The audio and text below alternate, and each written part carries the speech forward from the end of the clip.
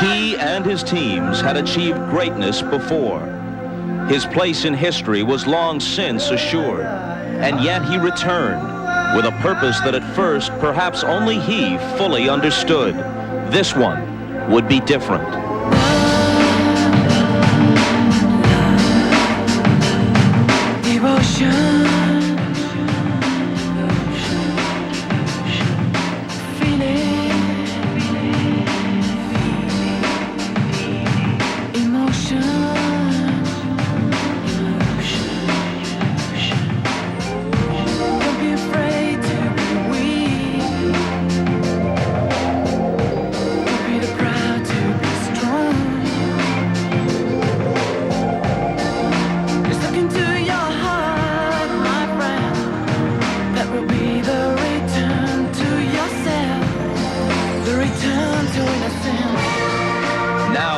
Chicago Bulls are on the verge of completing their unique basketball odyssey.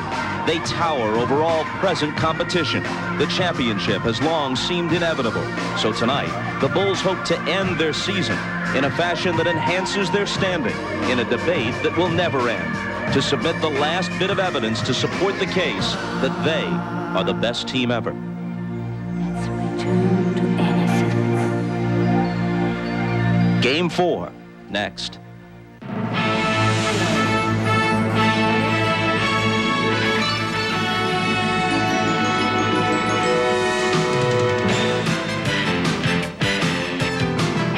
This is the NBA on NBC.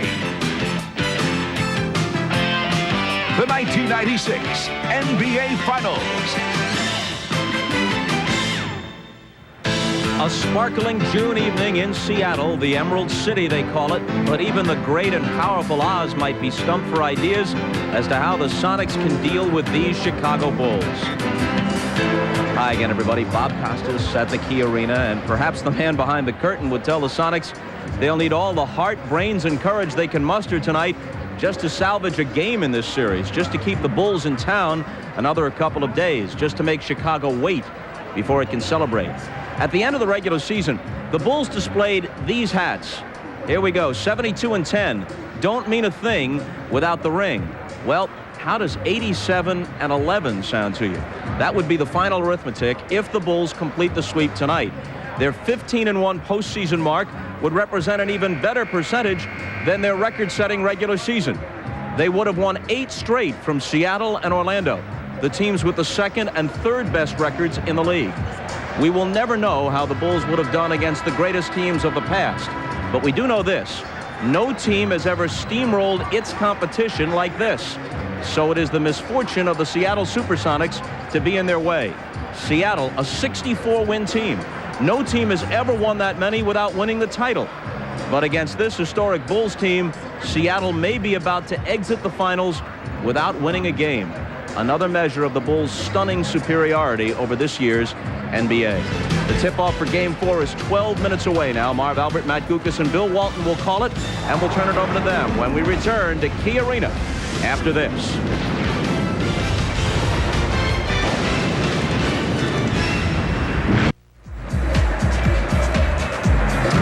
Closing in now on Game 4 of the NBA Finals at Key Arena in Seattle, the Chicago Bulls and the Seattle Supersonics. Now, counting the playoffs, the Sonics are 44-6 on their home floor this season. And yet the Bulls are solid favorites tonight to make it 4 in a row in the series and 2 in a row in this building. The gentlemen who will call the game are Bill Walton, Matt Guokas, and Marv Albert. Already an auspicious occasion for Marv, who tonight is celebrating his 39th birthday for an NBA record 14th consecutive year. Congratulations, Marvelous. Thank you, Bob. A record held by many. Happy birthday. Oh, thank you very much. Guys, you look back at the first 3 games of this series. Game 3 on Sunday night, Michael Jordan, for the first time, truly had a dominating game. And in all 3 games of this series, Michael had much help from his teammates. Michael is always in the middle of things. And yes, others have made some major contributions. In Game 1, it was Tony Kukoc coming off the bench with a spark, finding his three-point stroke, and making plays as well, scoring 18 points and handing out 4 assists. In Game 2, Dennis Rodman put on a rebounding clinic as he tied a finals record with 11 offensive boards. In Game 3, Luke Longley got the Bulls off to a lightning-fast start, hitting a career playoff high 19 points. No question, Michael Jordan is the centerpiece of the Chicago Bulls, but he does get a lot of help from his friends. And Bill, over the first 3 games, the Sonics have faltered in every aspect of their game. They have been overwhelmed. Marv, this has turned out to be one of the most lopsided series in NBA Finals history, and George Karl finds himself in a Humpty Dumpty-like situation trying to gather around the pieces of his rapidly splintering team, and it's not been pretty. But after a terrific regular season, their game has disappeared. Their steals, where they've led the league for the last 4 years, they're down by half. Their assists are also down by half. They're not moving the ball around, and they're not shooting the ball. 10% down from their regular season and 20% down from when they played their best basketball of the season against Houston. Now, Seattle tonight is playing for pride, respect, and credibility, not just in this series, but for the long term as well. On the positive side, Marv, Seattle, at least they're making their free throws. All right, so coming up, it's Game 4 of the NBA Finals. When we come back, the introduction of the starting lineups.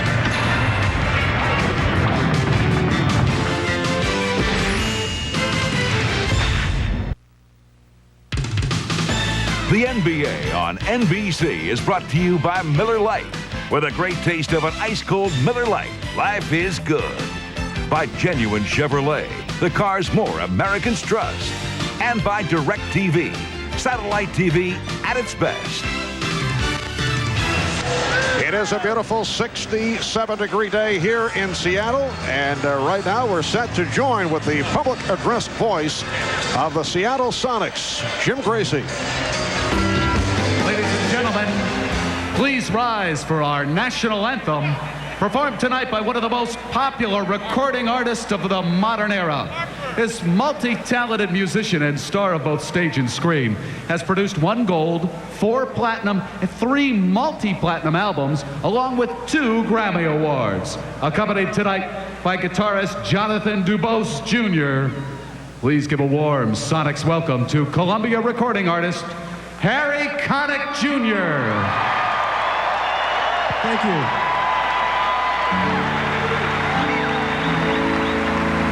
I want everybody to sing with me, all right?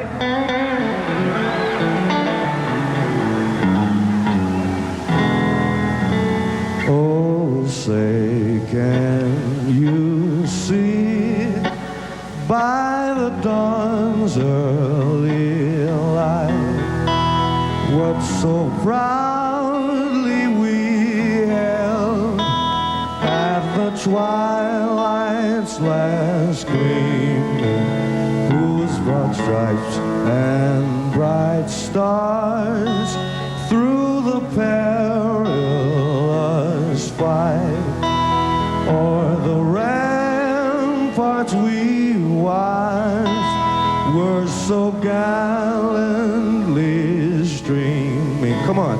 And the rockets red glare, the bombs bursting in air, gave proof through the night that our flag was still there. Oh, say does that star-spangled banner yet wave o'er the land of the free and the home of the brave?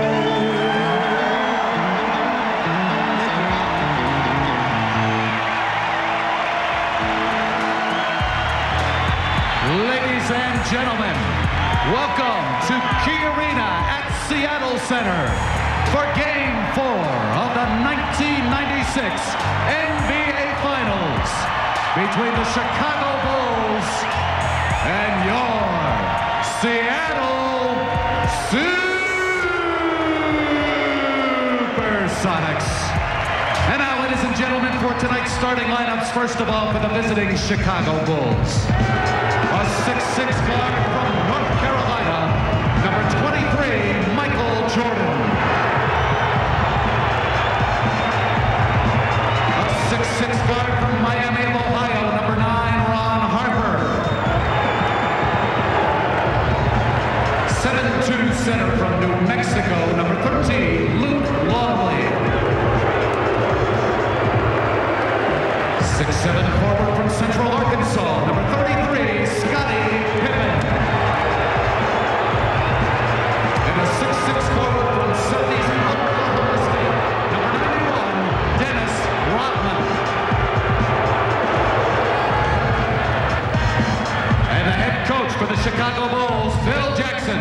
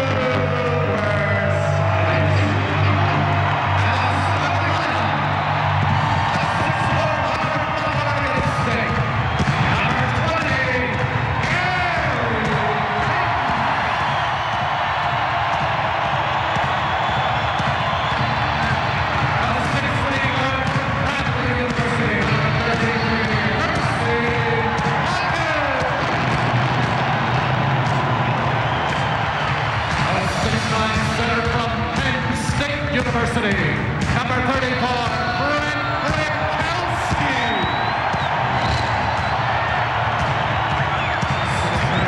University of Washington.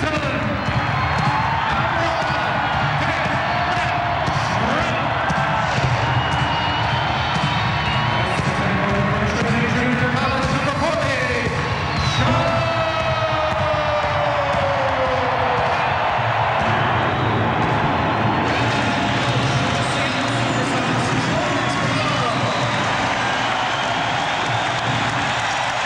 Crowd hoping to be a factor here tonight. They were taken out of it early in Game 3 on Sunday. For more on the Sonics and the Bulls, let's check in with our sideline reporters, Ahmad Rashad and Hannah Storm. First, to Ahmad. All right, thanks, Mark. I've been around the Chicago Bulls team all day, and they are very serious, very quiet. Scottie Pippen described the mood as wary because he said he realizes that they have not seen the best of the Sonic team. Now, the question that's been circling around this team is, are they the best team in history? Steve Kerr said, we don't concern ourselves with history. We're just trying to win a championship. Michael Jordan told me that the reality is we only have to win one of the next four, and hopefully we can win it here tonight. For the Seattle side of it, let's go down to Hannah. Thanks, Ahmad. Lots of changes for the Supersonics. You just saw that Frank Brickowski is starting at center in place of Irvin Johnson. Another defensive adjustment. Defensive Player of the Year, Gary Payton, will start the game guarding Michael Jordan. That's a matchup many have wanted to see this entire series. Also, Payton's backup, the co-captain, Nate McMillan, who hasn't played since Game 1 because of a herniated disc in his back, is suited up and ready to play in the game today. He said he hopes to give the Bulls something to think about, even if he can't be effective.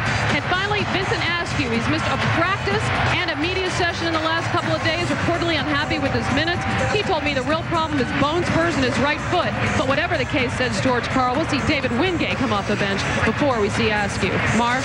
Thank you, Hannah. So Frank Brickowski in the starting lineup. The last time he started, December 12th in Dallas, made 8 starts during the regular season. The officials, Joe Crawford, Mike Mathis, and Bill Oakes.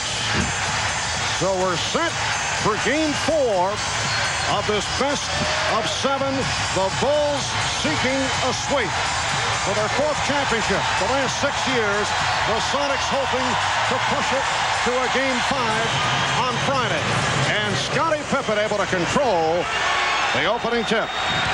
The Chicago Bulls have not trailed in the last 72 minutes, 42 seconds. The last time the Bulls trailed the end of the 2nd quarter back in Game 2. Rodman with the first shot. And Burkowski with the rebound. Gary Payton met by Ron Harper.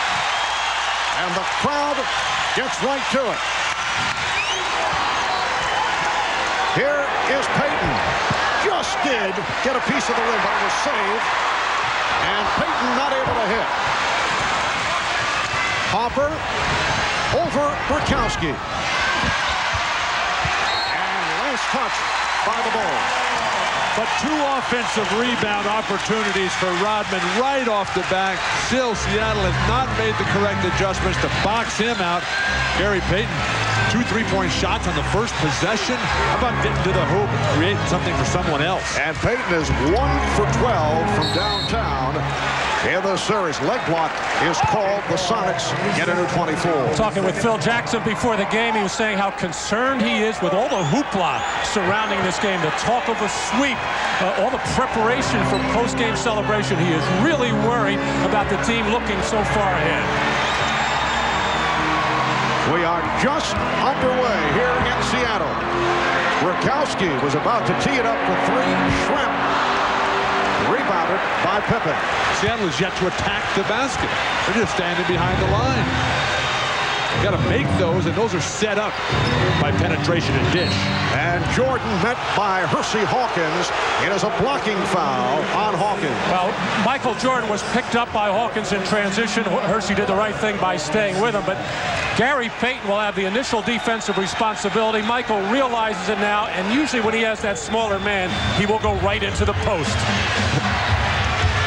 Interesting. Ahmad said Michael told him they only need 1 out of 4. Michael told us he's got things he's got to get done. And he's ready to take care of business. And here is Jordan. So the Bulls with a 2-0 lead. Are you saying that he's not leveling with Ahmad? It was strictly a put on, is that? Absolutely not. But Michael's very serious about taking care of business in the post. Gary Payton trying to front him. George Karl working with the team on trying to front the post-up players, but Jordan turns to his left shoulder better than anyone in history, in addition to Jerry West. Foul was committed by Rodman. 2 minutes gone by here at Key Arena. Open shot for Schrempf. And back come the Bulls, so the Sonics have missed on their first 4 shot attempts. Well, Detlef Schrempf looks like he's just so tentative with his shot. Not comfortable at all, not confident. And Matt, with Detlef in the locker room beforehand, it was disappointing to see the somber, almost defeated attitude of the Sonics. Shawn Kemp from Gary Payton. And that ties the game at 2. Well, that is Seattle basketball, and we have seen very little of that. Transition, playing above the rim. Shawn Kemp receiving from Payton.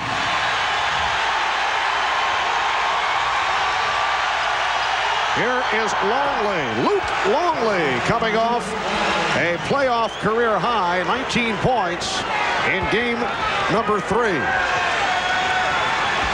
The Bulls are gunning for a 6th straight win on the road in the finals. 5 straight already ties an NBA record held by the Detroit Pistons, who did it back in 89 and 90. Payton did penetrate, could not convert, kept missing the 2 opportunities. And Mike Mathis with a loose ball foul call on Shawn Kemp.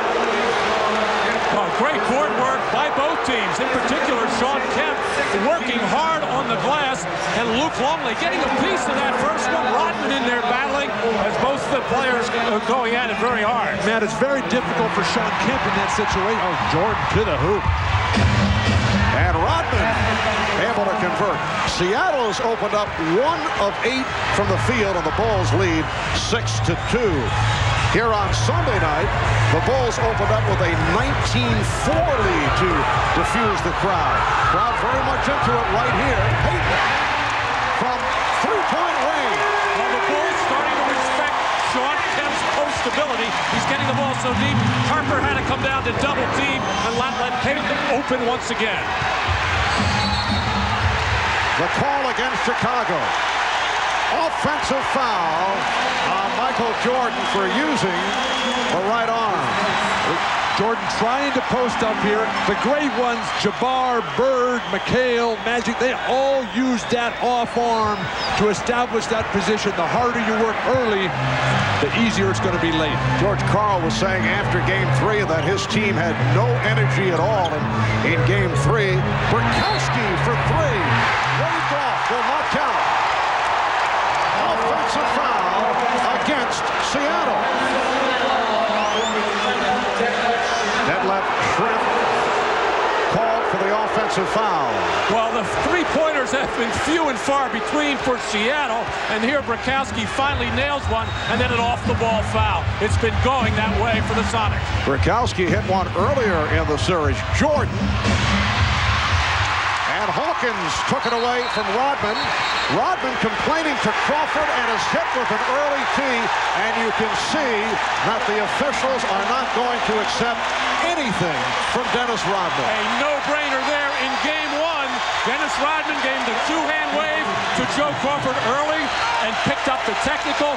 Here he felt he was pushed over the top, and then looking and talking to Crawford at the way and putting the hand up. Joe Crawford couldn't wait to blow that whistle to nail Rodman and try to keep him under control with that first technical. Rodman just walked over to Crawford, who was in a discussion now with Jordan, and was ushered aside by Jordan, and then Pippen over to guide him away. Hersey Hawkins has tied the game at 6. But Marv, besides wishing you another happy birthday, oh, thank you, Bill. I didn't realize I was older than you. These things happen. You had to see Rodman, or anticipate Rodman wanting that technical to draw that attention to himself early, make himself a factor. There is Kemp. Nice move by Shawn Kemp. And the Sonics have taken the lead for the first time since the end of the second quarter in Game 2. Jordan's shot blocked by Kemp. And it will be Seattle in possession.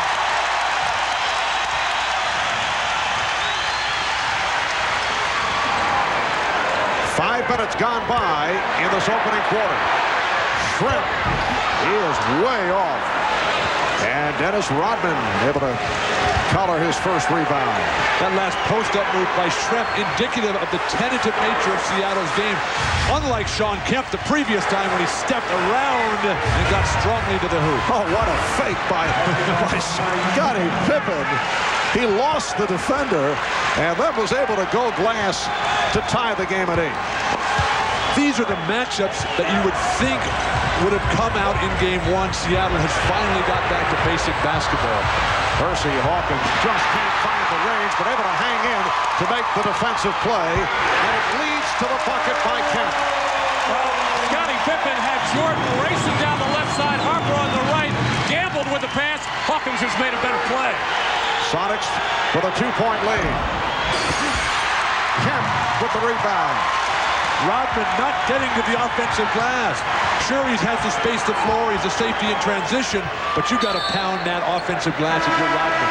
Illegal defense called on Chicago. Sparked up Sonic team here at the start.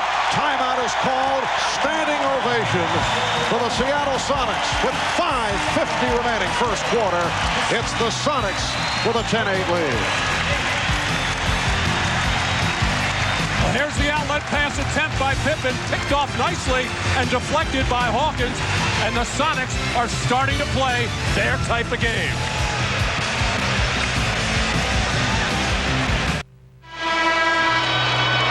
For Seattle coach George Karl, it's been a very difficult stretch. George constantly being asked understandably, to defend his team's play. Here's his response. No one thinks we're going to win. And it's just an opportunity to show our hearts. That's it. I think my team's got big guts, a lot of guts. And it's, I mean, after Sacramento, 1-1, Die Hard 3 was the theme in Seattle. We win Sacramento. After you blowing the 5th game in Utah, you know, here they go again. What does this team got to do to show it? It has shown class this season. I don't know. You know, I don't know. Does it mean we got to beat Chicago 4 straight? That'd be great. I'll take that. I think they'd believe after that. Well, no question this team has had a terrific year. I don't think anybody can question their guts or their character. The big problem is they're just not as good as this Chicago Bulls team, period. And ultimate respect comes with winning championships. Well, Matt finally turned your microphone off, Bill. I've been waiting for this. Shawn Kemp not able to hit. You all right? And here is Gary Payton from downtown. We have our audio people checking it out immediately. Sonics 13 and the Bulls 8.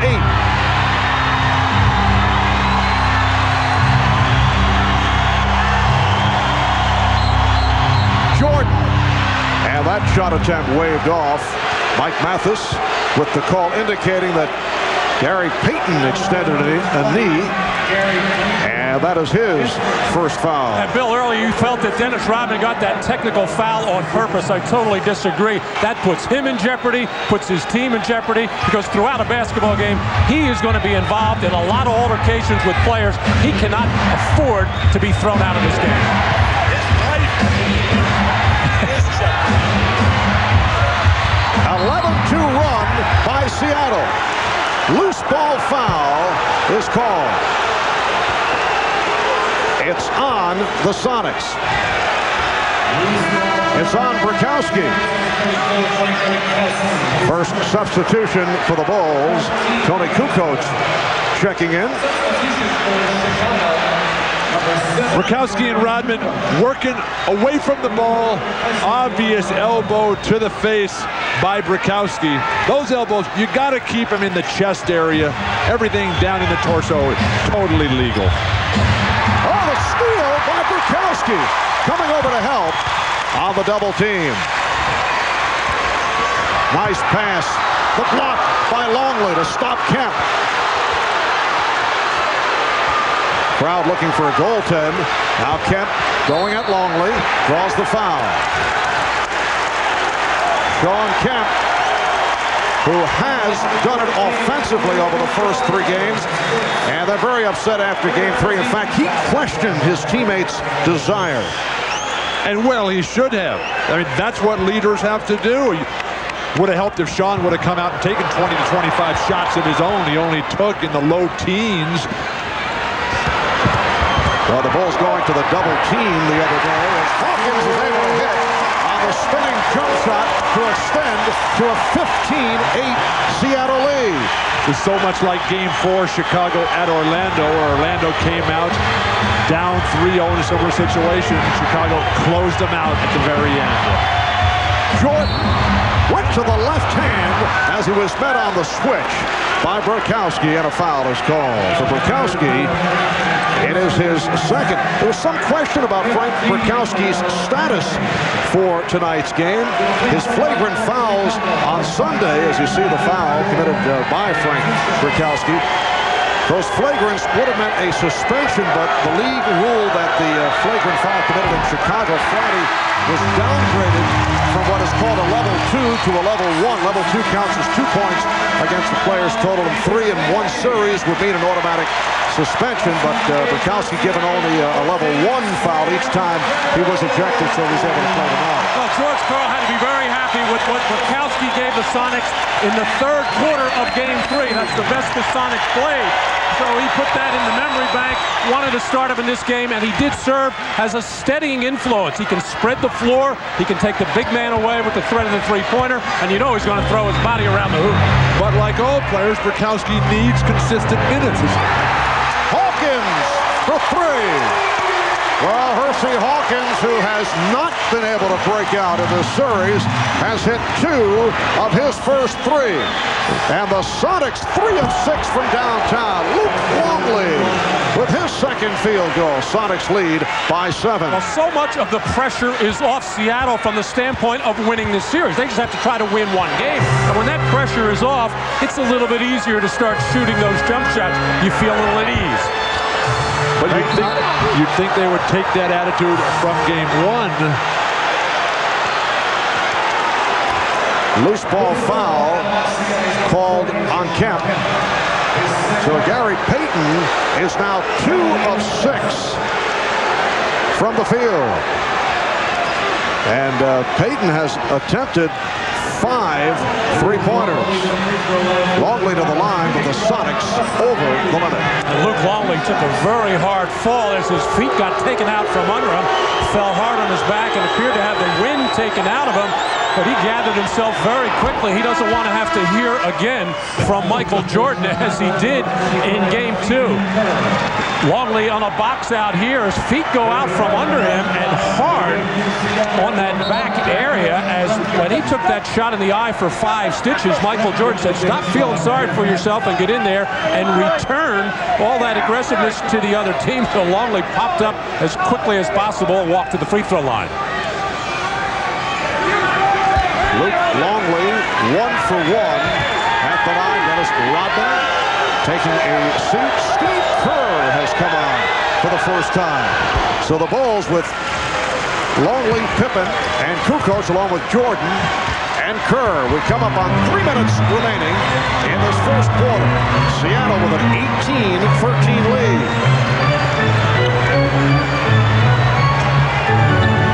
David Wingate, who got the call early rather than Vincent Askew, as Hannah Storm reported earlier would be the case, and a foul on Kukoc. That is his first. It leads to a Chicago timeout. 2:53 remaining. First quarter, the Sonics desperately looking for their first win in the series. Welcome back to Key Arena, where the Sonics lead the Bulls early in this game, 18-13. A very positive huddle by George Karl, telling his team to keep their energy up in this game. That is what he was most concerned about coming into this game. He said, show them that we can play just as well as they can. Marv? All right, Hannah. Yes, the Bulls took the energy out of this building in Game 3 on Sunday. The Bulls came out with the mentality and the edge that the Sonics did not demonstrate.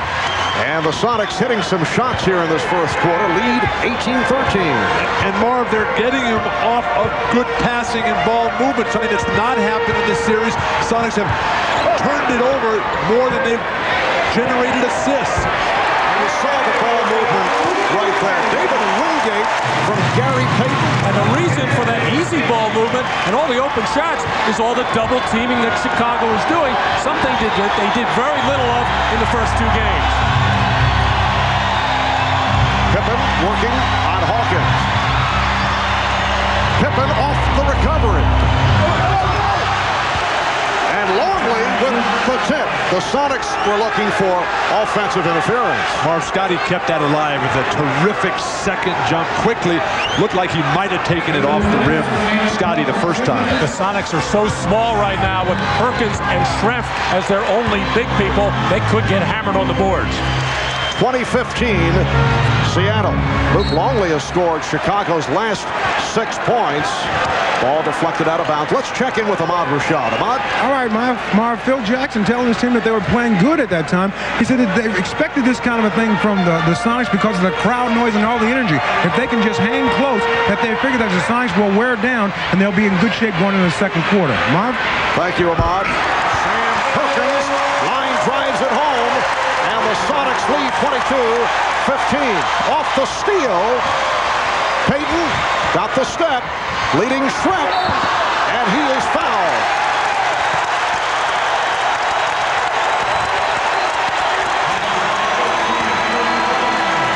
That is number 2 on Longley.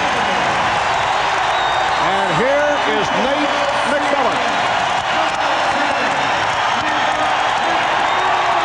George Karl hoping that this provides even more of a lift. Nate McMillan, bothered by the bad back, who just thought he'd be out the entire series after sitting out games 2 and 3. Nate McMillan, such an important player for this team over the course of the regular season.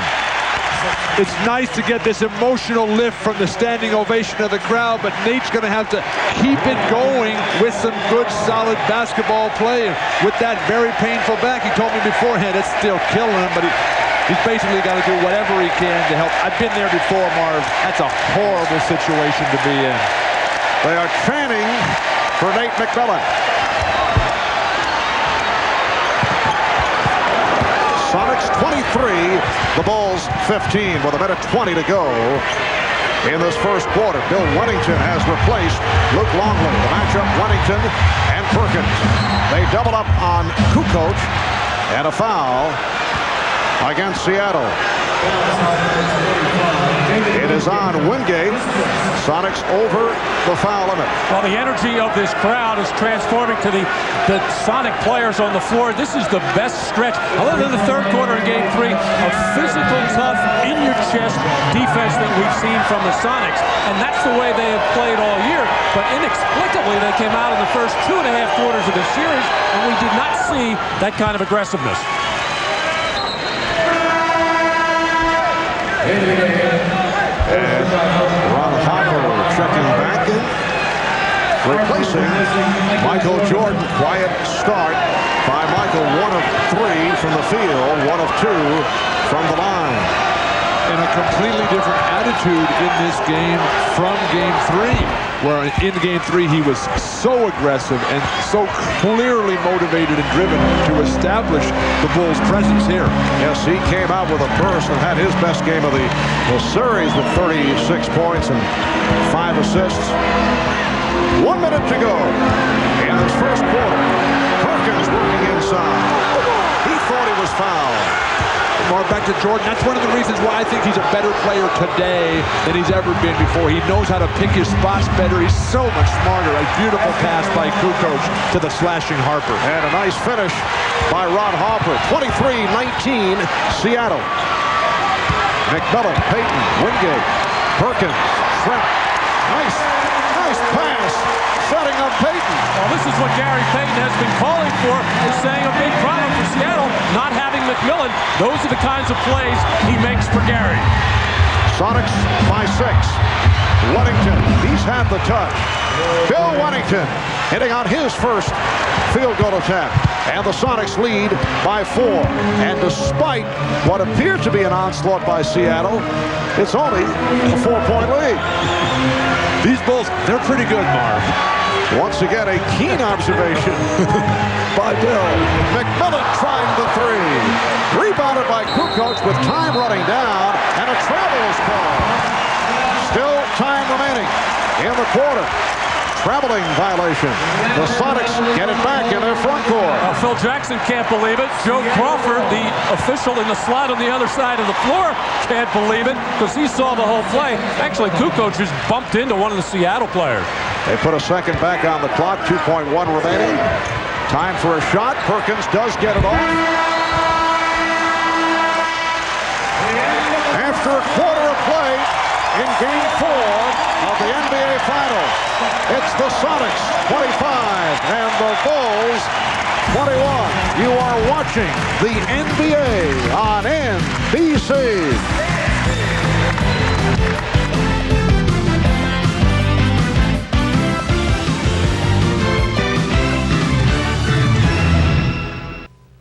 This is the NBA on NBC, the 1996 NBA Finals. On to the second quarter here at Key Arena. Marv Albert, Matt Guokas, Bill Walton, Ahmad Rashad, Hannah Storm, Bob Costas. The Seattle bench most disappointing over the first 3 games. Sam Perkins leading the way with 36. Only 20 field goals made, 18 turnovers, almost as many turnovers as field goals over the first 3 games of this series. The bench in the first quarter with 4 points. Chicago with 4, Seattle with 4, and the Sonics have a 25-21 lead. Marv, Ahmad was just telling us that Jordan was telling him, Ahmad, that he was going to wait and see how the game developed before he tried to take over. He did that in game 1. In game 3, excuse me. That's quite a job Ahmad's got. He gets to go and ask Michael Jordan during the game, how's it going? All right, Sam Perkins extends to a 27-21 lead. Michael Jordan back on the floor. He and Steve Kerr in the backcourt with Wennington, Rodman, and Kukoc. Miscommunication. And the ball back to Seattle. 6th turnover for Chicago already in the game. A big key for Seattle and why they're playing well and winning. Only 1 turnover. Opening minute, second quarter. Nice pass from McMillan. So Nate McMillan standing at the top of the key. You're not going to see much movement, but he is able to find people on the go. Terrific assist-to-turnover ratio for the Sonics. Jordan on the back tap. It's handled by Payton. Wingate running the floor, but Payton finds Perkins. Wingate.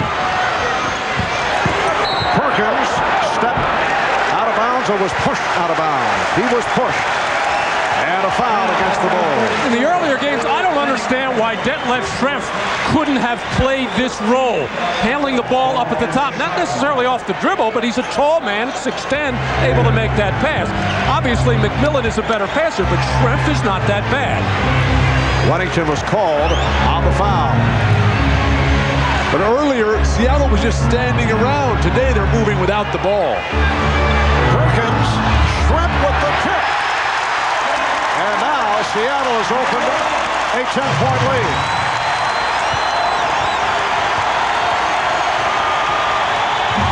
Again, a bad pass. Tony Kukoc thought he had a teammate. It is another Chicago turnover. Bulls totally out of sync, and it's because of the pressure defense, the overplay. The Bulls are cutting backdoor. The passers aren't reading. 6 unanswered points by the Sonics in the midst of another run. Payton for 3. Yes. The Sonics by 13. And the Bulls want to talk it over.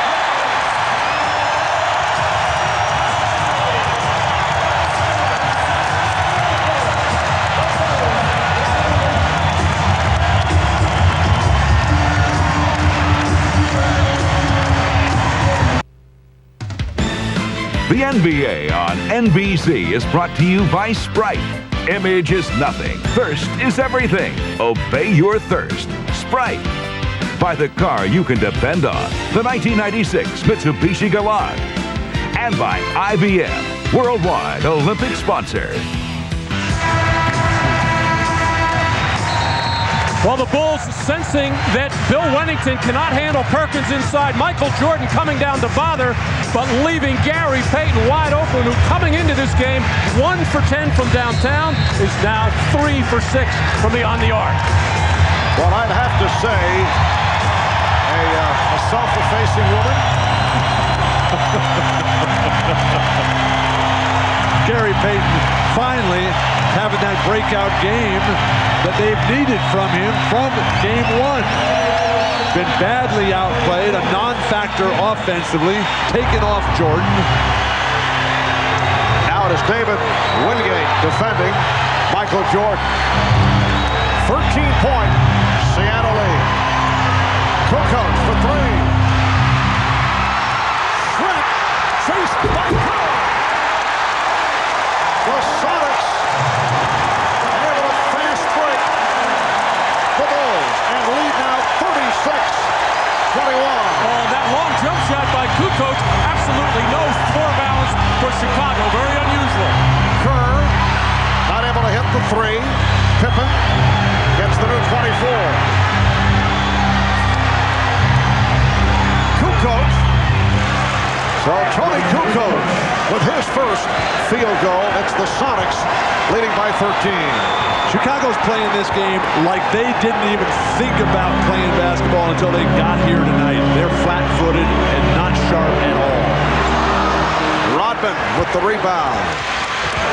Seattle Sonics looking to stay alive and forcing Game 5 here. And Shrimp to the board. The Bulls with visions of coming up with the sweep and a playoff run of 15-1, which would cap off the 72-victory season. Because he'll be coming out holding the Stanley Cup. They have introduced the majority of the players and Mark Crawford, Stefan Cisse, the backup goaltender, and now shifting time to the captain, Joe Sakic, who for the first time tonight will show this crowd here. He's the best point guard in the history of playoff hockey. Absolutely brilliant in Game 4 of the finals. His third Stanley Cup, number 33, Patrick Roy.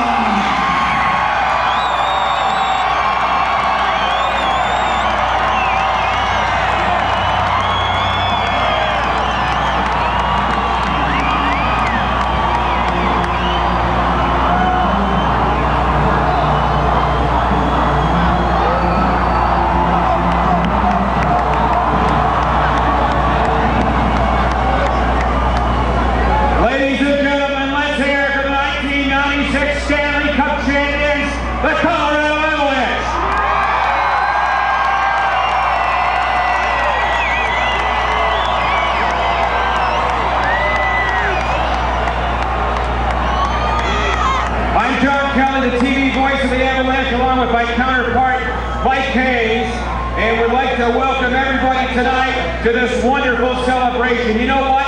Not only do we have the best hockey team in the world, we have the best hockey fans in the world right here in Denver, Colorado.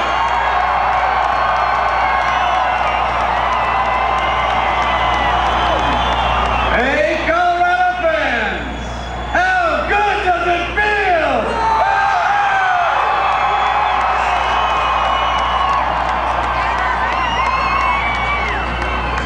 To kick things off today, please welcome Colorado's own Hazel Miller. You're listening now to Mike Haynes, the radio. Well, as a member of the Detroit Pistons for 7 years, a different look. Dennis Rodman on 2 Piston championship teams. And here is the Dennis Rodman of the Chicago Bulls.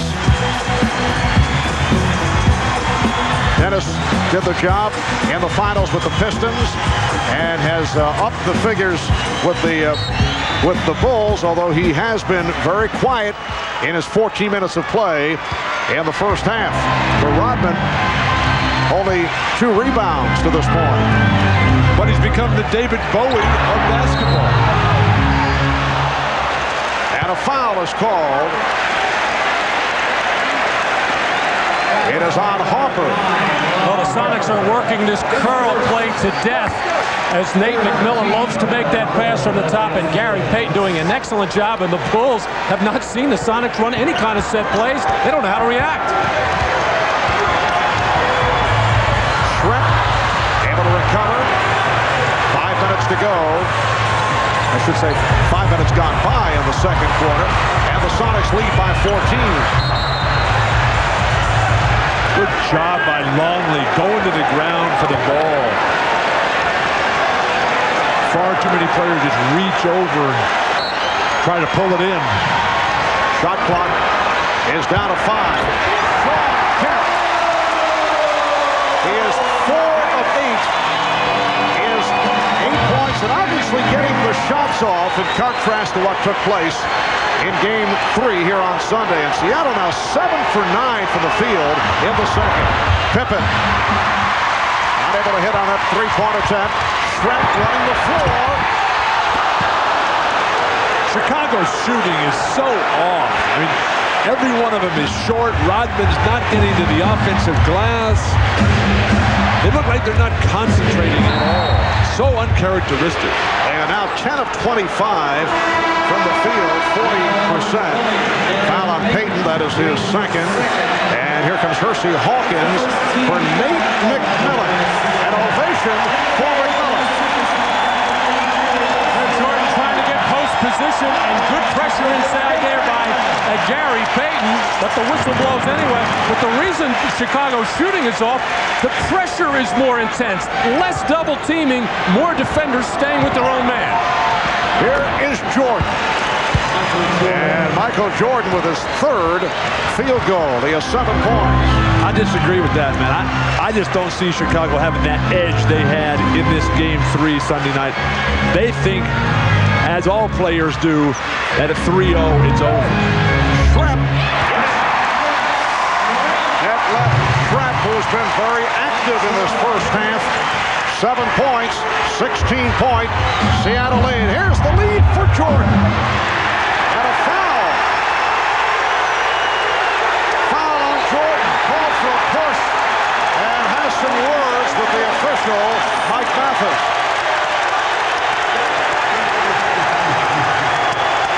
Jordan trying to get to that alley-oop, that lead pass, pushed off. Well, there's the overplay, and this is an automatic push Chicago, and you can see why Michael Jordan would object to this call. He absolutely did not push off on that play and argue with referee Mike Mathis about it. And received a technical foul. So Hersey Hawkins hitting on his second tee.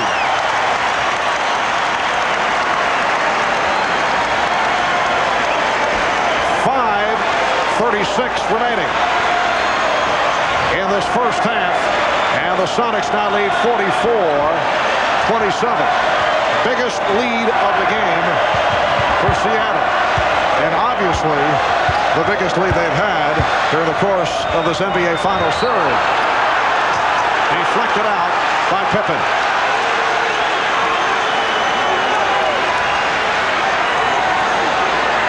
Bulls' biggest deficit of the entire playoff run was against Orlando, down by 18 in Game 2. Pippen with the rebound. They did come back to win that game, as Bill, you mentioned earlier. Longley working on Perkins, called for steps. Now Luke Longley is hesitating right now. A good defensive job by Perkins to keep him from turning to the middle and turning to the baseline. Caused the shuffle of the feet. That little hesitation will throw you off. In the first few games, Luke Longley was taking it quickly. Michael and Scotty have got to start taking this game over offensively for Chicago. Spread the floor, let them create and get to the hoop. Hawkins with the step. Crowd looking for a travel on Robin. Here is Jordan. Well, Michael Jordan now 3 for 7.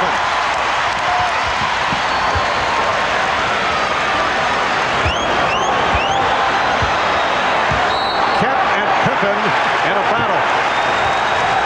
Kept looking for the position and fouled by Pippen. Well, you can see the mindset of the referees coming into this ball game.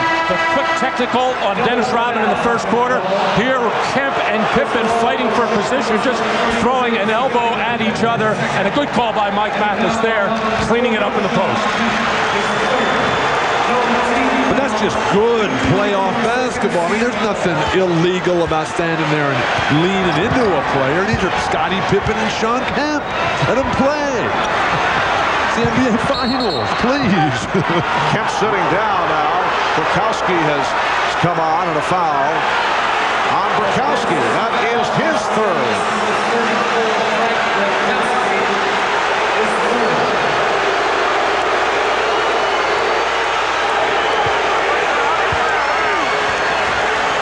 Bukowski and Robin in the same situation. The last one was called a double foul. This time Bukowski gets nailed. Jordan not able to hit. Longley, Luke Longley, 4 of 5, 10 points. And and the Sonics lead 44-29. Well, this is obviously the most basketball Luke Longley has ever played in his life, and it's really paid off. His skill level extremely high right now. And his ups and downs earlier during the playoffs. Terrific game in Game 3 on Sunday and has had the good first half. Longley reaching in called for the foul, trying to knock it away from Perkins. So for Longley, that is his third. Well, Sam Perkins was very upset early in the series that the few times the Sonics went to him, he produced, and then they stopped going to him. Perkins, three.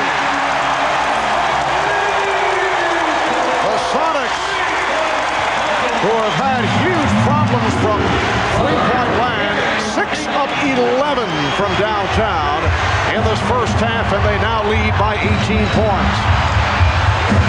Pippen, rebounded by Perkins. Nate McMillan getting set to check back in.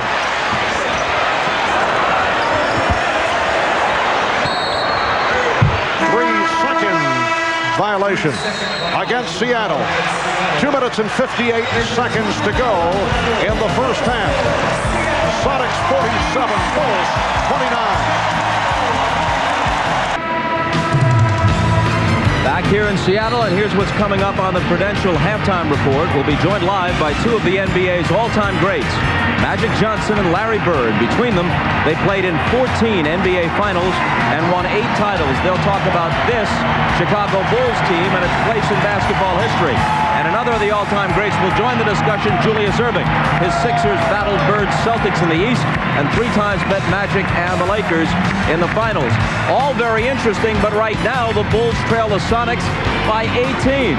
Back to courtside we go to rejoin Marv, Matt, and Bill.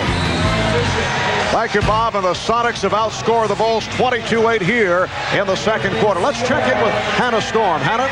Marv, you see Nate McMillan back in the game. He has not sat on the bench this entire game. The only way he can play with that painful back injury is to head straight into the locker room when he's not playing. He's stretching in there. He is walking on a treadmill. He has to remain active the entire time because this injury is much too painful to allow him to sit on the bench. Marv? Thank you, Hannah. Michael Jordan now 3 of 9 from the field. We have 2.5 left in the first half. Kukoc for 3. So Tony Kukoc hitting from downtown, and the Sonics now lead 47-32. Chicago's first three-pointer of the night. 1 of 8 from downtown.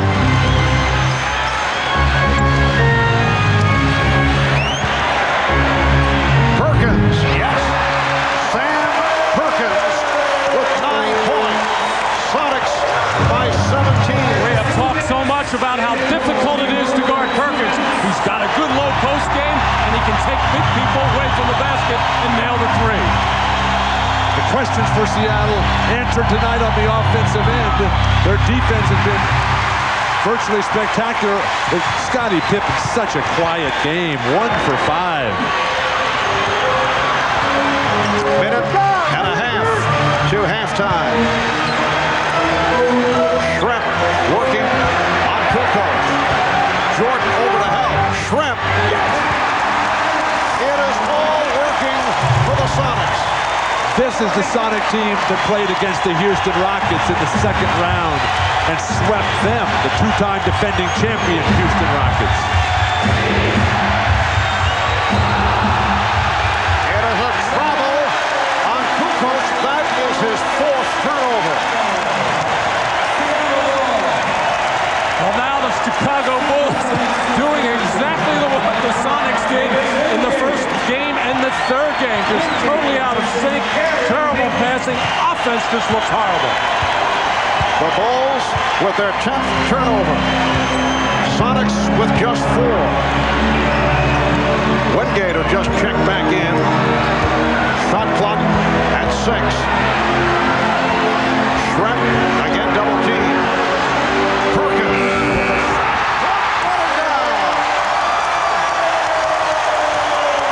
Are you getting the idea? It's Seattle's night. Absolutely, Mark. They're playing purple. When that kind of shot goes down, back up to half court, try one. Heat check. Nate McMillan called for the foul, his first with 28 seconds remaining in the half. Perkins did it from the inside, and as we said before, he can step outside. He never was really set there. He just saw the 1 second on the shot clock, and flipped it up. Judge Bushler making his first appearance. Dennis Rodman departs. Seattle has outscored Chicago 28-11 in the second. And the chant for defense continues. Well, the Seattle fans have seen much of that in this first half. They have bottled up the Bulls. Crowd looking for an offensive foul on Pippen. Final seconds of the half. Hawkins pass intercepted by Bushler. Traveling violation with 1 4/10 seconds remaining. Terrific hustle play by Jud Bushler to stop that fast break opportunity in these closing seconds to get the steal. Just could not gather his step and get under control. Well, they've reset it to 2.2 to go, and a timeout called by the Sonics. Back at Key Arena in Seattle. One of those halves for the Chicago Bulls that has rarely been seen in this 95-96 season. They have been overwhelmed by Seattle. Sonics with a 53-32 lead. 2 2/10 seconds to go in the first half. McMillan will throw in. Perkins fires it up. So the Bulls with only 11 points in the quarter, their lowest scoring quarter in the playoffs. And the Sonics with a 53-32 lead, and they are hearing it from this crowd. A standing ovation as both clubs head back to their locker rooms. Bob Costas with the Prudential halftime report right after this. Prudential Halftime Report, brought to you by Prudential. Live well, make a plan, be your own rock. Halftime of Game 4 at Key Arena with the Chicago Bulls, who have lost only one game in this postseason, and that in overtime, trailing Seattle by 21 points.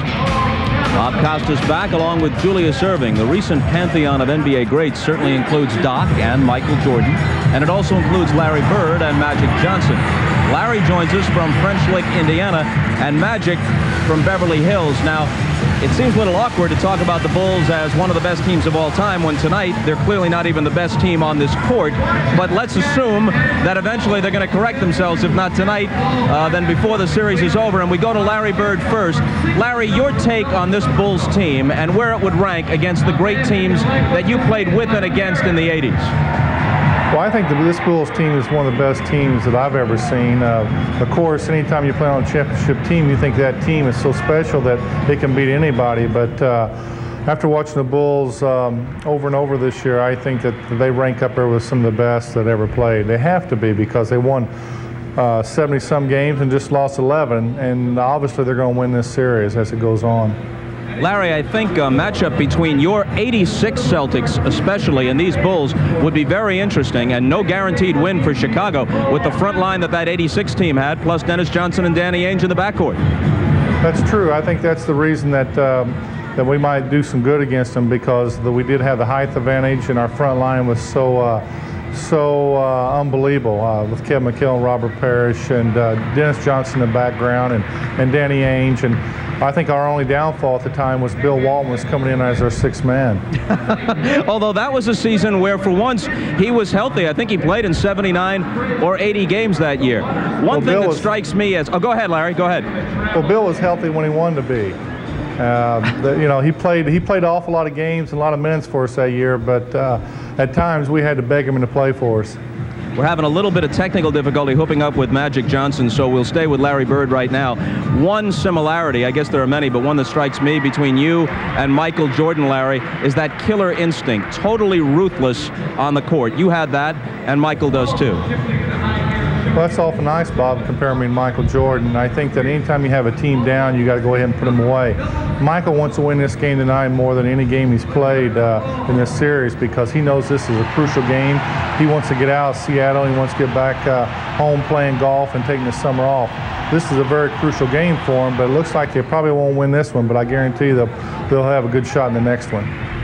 Larry, were you able to intimidate Michael Jordan at all early in his career?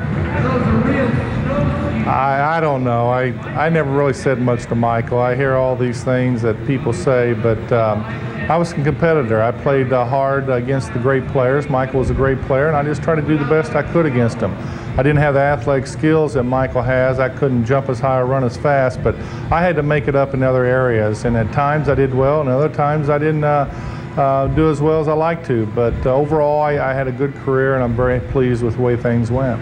Julius, one thing for sure, you had Larry and Magic to test yourselves against. There's nothing comparable to that quality of competition at the top for these Chicago Bulls. Through no fault of their own, they don't have the Celtics and the Lakers like you did. Well, they don't have a steady diet of those two teams, but certainly they have Orlando, they have the New York Knicks, the Indiana Pacers, and you can't say little about the Houston Rockets, as being a cupcake team. They're a very, very good basketball team. But we had a steady diet of Milwaukee, Boston, L.A. in the finals 3 times before finally breaking through in the 3rd time. And just to, kind of reiterate a little bit about what you and Larry are talking about, even though I don't look that much older than those guys, I'm considerably older than both Larry Bird and Magic Johnson and Michael Jordan. And excuse me. So even though we played against one another on a competitive basis, I was playing near the end of my career, and the pre-Moses 76er teams were a lot different than the teams with Moses Malone. And that team knocked at the door, by going to the finals 3 times before, as I said, breaking through with Moses. And I think the team with Moses, which had the all-time best record, and probably will maintain it if the Sonics can hold on today, could have beaten any of these teams, the present-day Bulls, and certainly we proved ourselves against the Celtics and the Lakers. The 83 76ers who went 12-1 through the playoffs. Let's see if we can hook up with Magic now. Magic, your thoughts on this particular Bulls team. You played against the first Bulls champion in 1991, but this Bulls team, where does it rank? Well, I think they're definitely one of the best teams of all time in basketball, only because they can go out and full court press you and really defense, denying you, taking you out of your offense. So they're definitely one of the best teams of all time. Let me ask you one quick one before we take a break here, Magic. Your team of the mid-'80s, with you in the backcourt, with Kareem up front, with James Worthy, with Byron Scott, with Michael Cooper for defense. Again, I think, interesting matchups, and by no means assured that the Bulls would beat that team. Well, Kareem is the X factor because there's nobody that could stop him on their team. Then he would set up shots for everybody else. I think Larry made a good point about his Celtic team, the same thing. The only way you can beat this Bulls team is to have a dominant front line, and that's what we had, and that's what the Celtics had, and of course Dr. J with his team with Moses. So it would have been probably a great finals, a great series, but at the end I think Kareem would have ended up winning it for us, maybe in a game 6 or 7. We'll take a short break here and then return. More with Magic Johnson, Larry Bird, and Julius Erving after a message from Prudential and a word from the NBA.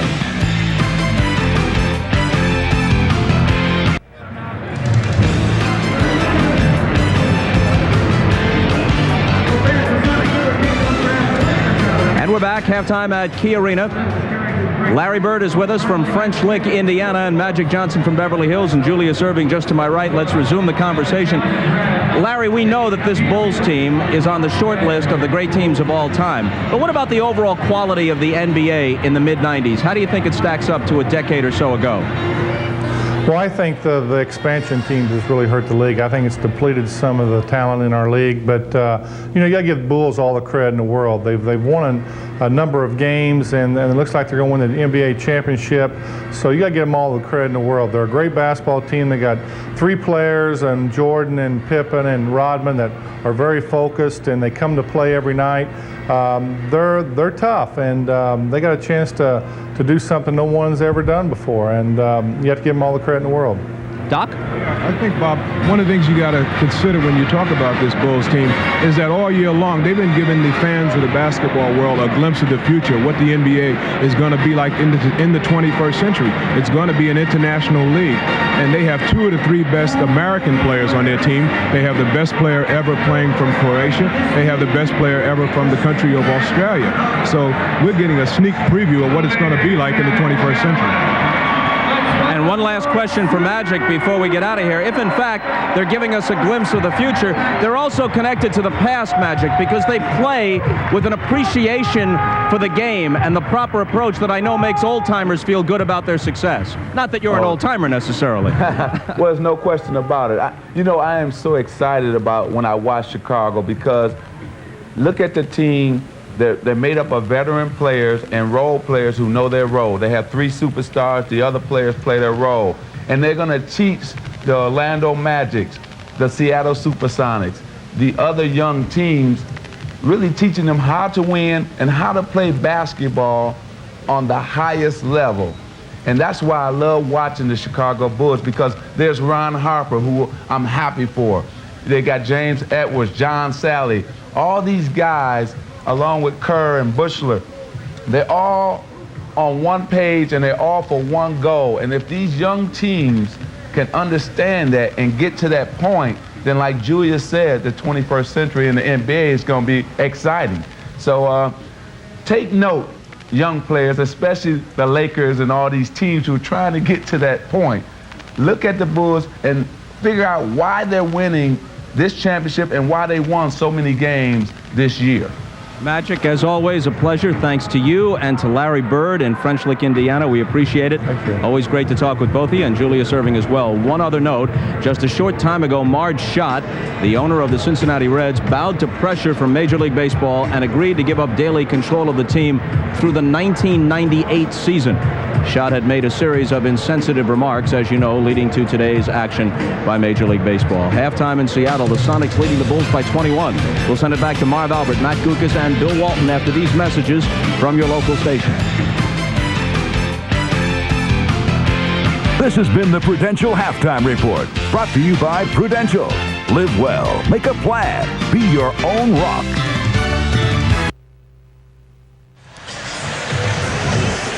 Back in Seattle, the Sonics stunning the Bulls with a 53-32 lead as we head to the second half. Seattle outscoring Chicago 28-11 in the second quarter. As we look at the Miller Lite halftime statistics, only 38% shooting by the Bulls. Seattle 22 of 43, 51%. Look at Scottie Pippen, 1 of 8 from the field, only 2 points. Michael Jordan, 3 of 9 for just 7 points. And Seattle turning it around in the three-point field goal category. The Bulls only 1 of 8, and the Sonics 6 for 12. And Gary Payton, who had been very quiet, with a big first half. And we'll be right back.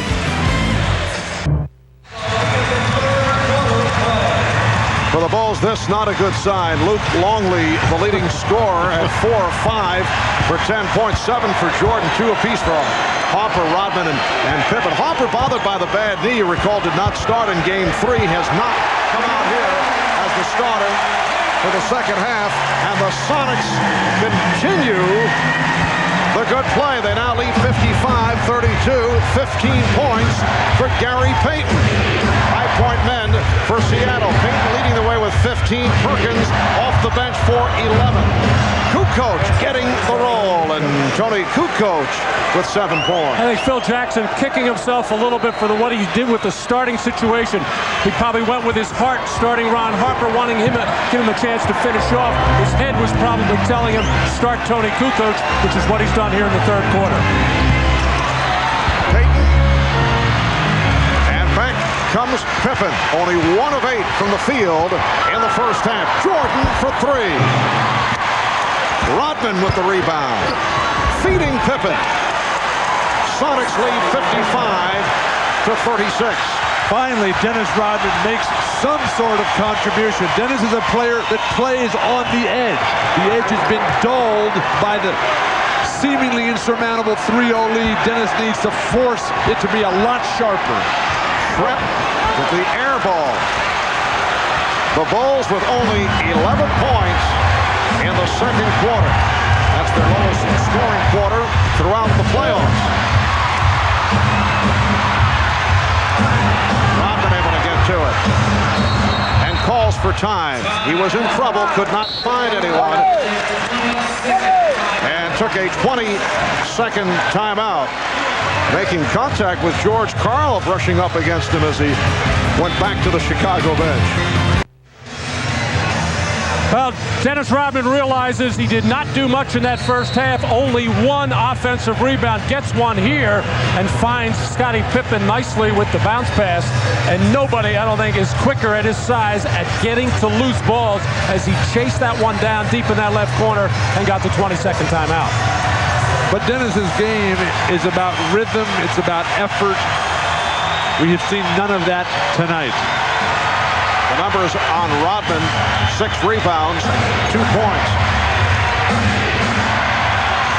Jordan trying to shoot the Bulls back into it, but Michael has been off. Last touched by Schrempf. And Michael is trying to shoot them in from the perimeter. When Michael is not hitting from the outside, he knows what to do. Drop that head, get to the basket, and either score or get to the foul line. Jordan has missed his last 5 shots, 3 of 11 for the game. Guarded by Hawkins, now Schrempf over to help. Kukoc for 3. Yes! Tony Kukoc from downtown. He has 10 points, and the Seattle lead is now 16. Finally, some decent ball movement for Chicago. It's been all Seattle. Seattle now with a 3-to-1 assist to turnover ratio. It's about time they got back to playing their brand of basketball. 7-0 run by the Bulls. Kemp fires.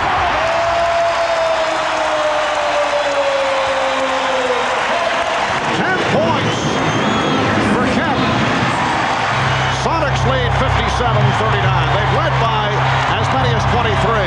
Longley. Rodman with the tip.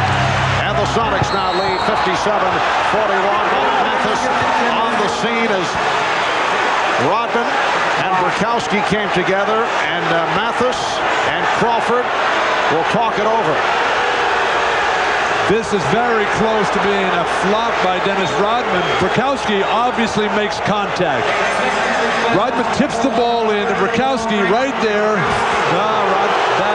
That is a technical foul. Uncalled for by a skilled and good player, Frank Burkowski. Well, you saw the first elbow by Dennis Rodman to incite something there, and then getting his head up against the Burkowski, and he bit the bait.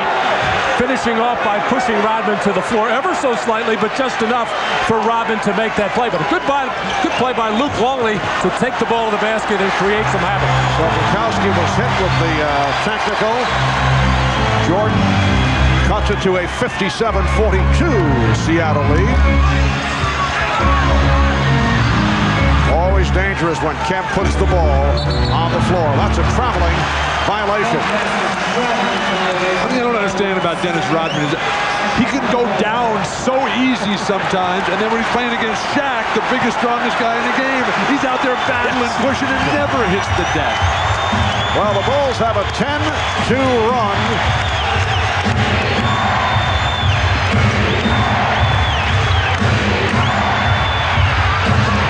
Rebounded by Kemp. Burkowski, Kemp, and Schrempf up front. Hawkins and Payton in the backcourt. Again, a travel. John Burkowski. Now, Burkowski's going to get the turnover here, but the pass was so late. He was in there waiting and waiting, begging for the ball. A technical foul called on Detlef Schrempf, who apparently had something to say to Bill Oakes. This was away from the play, but he was complaining about that last travel and several other calls that he felt should have been made. Well, now each referee has gotten their technical foul. What I don't understand is why players don't sense who the referees are and how they are going to take control of the game. You could see early, Joe Crawford called the technical on Dennis Rodman right away, and then Mike Mathis a little later calling one on Michael Jordan. You have to be aware of what you can get away with the officials. In this game, you can't say a word. Chicago Bulls very much back into it. They're down by 14 after trailing by as many as 23. Although Jordan has been off. He is now 3 for 12. He's just not sharp in any aspect of his game. The rebounds, the defense is not that solid. Kemp went to the crossover. That time fortunate to get away with a dribble that will not be considered pretty. Well, a great crossover when you fake right and go left without putting the ball on the floor. That's a walk. But the foul called on Pippen to bail him out. 4 minutes gone by in the third quarter. Kemp facing the double. Payton eluding Jordan. And Kukoc. Sonics 59. The Bulls 43.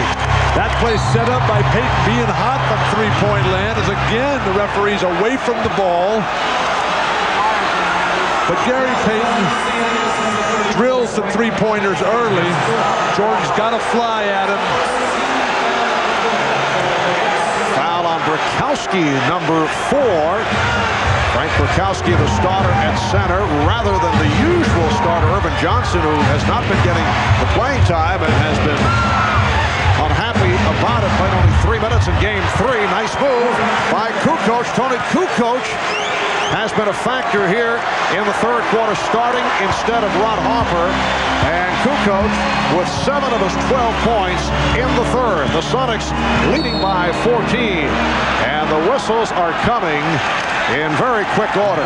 Foul on Rodman. That's his third. Dennis Rodman getting up under the arm of Frank Brakowski, which he does so well. Billy Oakes would have none of it. He called the foul immediately on Dennis Rodman, who almost argued on the call. He'd have been gone. Hawkins with the quick release. Percy Hawkins with 9. The Sonics by 16. The Bulls calling for time.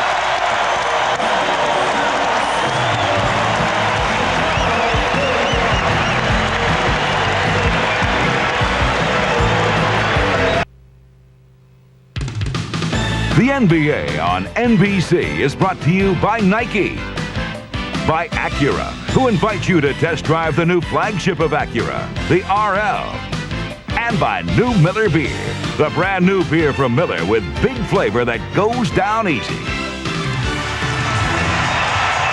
It is just past 7:45 here in the Pacific Northwest on a beautiful day. Temperatures in the 60s. It has not been beautiful to this point for Michael Jordan. He's missed his last 6 shots, 3 of 12 overall. Scottie Pippen just 2 for 10 from the field. 5 minutes have gone by in the third quarter, and the Sonics lead 61-45. They have led by as many as 23. Bulls with a run here in the third quarter that has been sparked by the shooting of Tony Kukoc. The chant of defense. Longley's pass too strong and picked off by Kemp. Oh, Chicago offense has terrible spacing right now, in particular Luke Longley. Phil Jackson a moment ago during that timeout upset with Longley. Here's Kemp. Yes! And the foul! A foul called on Longley. We've seen Shawn Kemp grow so much and mature as he's coming and moves off the penetration. No double clutch there, just a good, strong power windmill dunk. If you can't stop penetration, there's no way your defense can react at the hoop when Shawn Kemp is coming to finish. Longley with his 4th foul, 3-point play for Kemp. He has 13 points. Seattle has hit its last 4 shots, and they are up by 19. Randy Brown has just come on for the first time for the Bulls. This is Brown with it. Kukoc for 3. And back comes Payton, protecting the dribble on Pippen. Now played by Brown. Brown, a very strong defensive player. Payton goes right at him. And a nice setup for Kemp. Sonics by 21 points. Seattle is just getting to the hoop at will. Got the strength. Gary Payton. That sets up their three-point shot. That also sets up a strong, beautiful game by Shawn Kemp, who's reading that penetration and coming in behind the ball. And you know the question coming into tonight regarding the Sonics, were they primarily in a happy just to be here posture? Well, they've answered that with their performance in Game 4. Payton was held. Will it count? Foul on Kukoc. Basket waved off, and Payton will shoot a pair. Well, Scottie Pippen a little bit careless with this dribble, and Gary Payton, they call him the glove so quick, and fouled out at the top of the key, ruled a clear path to the basket, so Gary Payton will get those two shots. Phil Jackson has gone with a small lineup. The big one certainly wasn't doing much, but inserting Randy Brown, he wants to get more pressure on the ball because you know the Bulls have another run in them, but it's going to have to start at the defensive end. Rodman battling for the rebound. For Dennis Rodman, that is only his 8th rebound. You can see the difference in assists to turnovers. This was a very bleak statistic for the Sonics in the first 3 games. But they've absolutely turned that around. And more back to your happy to be here comment about Seattle. They're playing so much better because they are relaxed now and they're having fun. Well, the pressure certainly taken off coming into tonight's game, but I don't think that's what George Karl had in mind. Take the pressure off by going down 3-0 in the series. And a foul is called on Bukowski. That is number 5 on Frank. Well, Frank has the job of trying to keep Dennis Rodman off the glass, and Dennis very active right now. And Frank is saying, hey, with all the grabbing, holding, pushing, and shoving, you're going to call that? You see what the quickness of Dennis Rodman does in the anticipation. He stepped in knowing it was all about position early.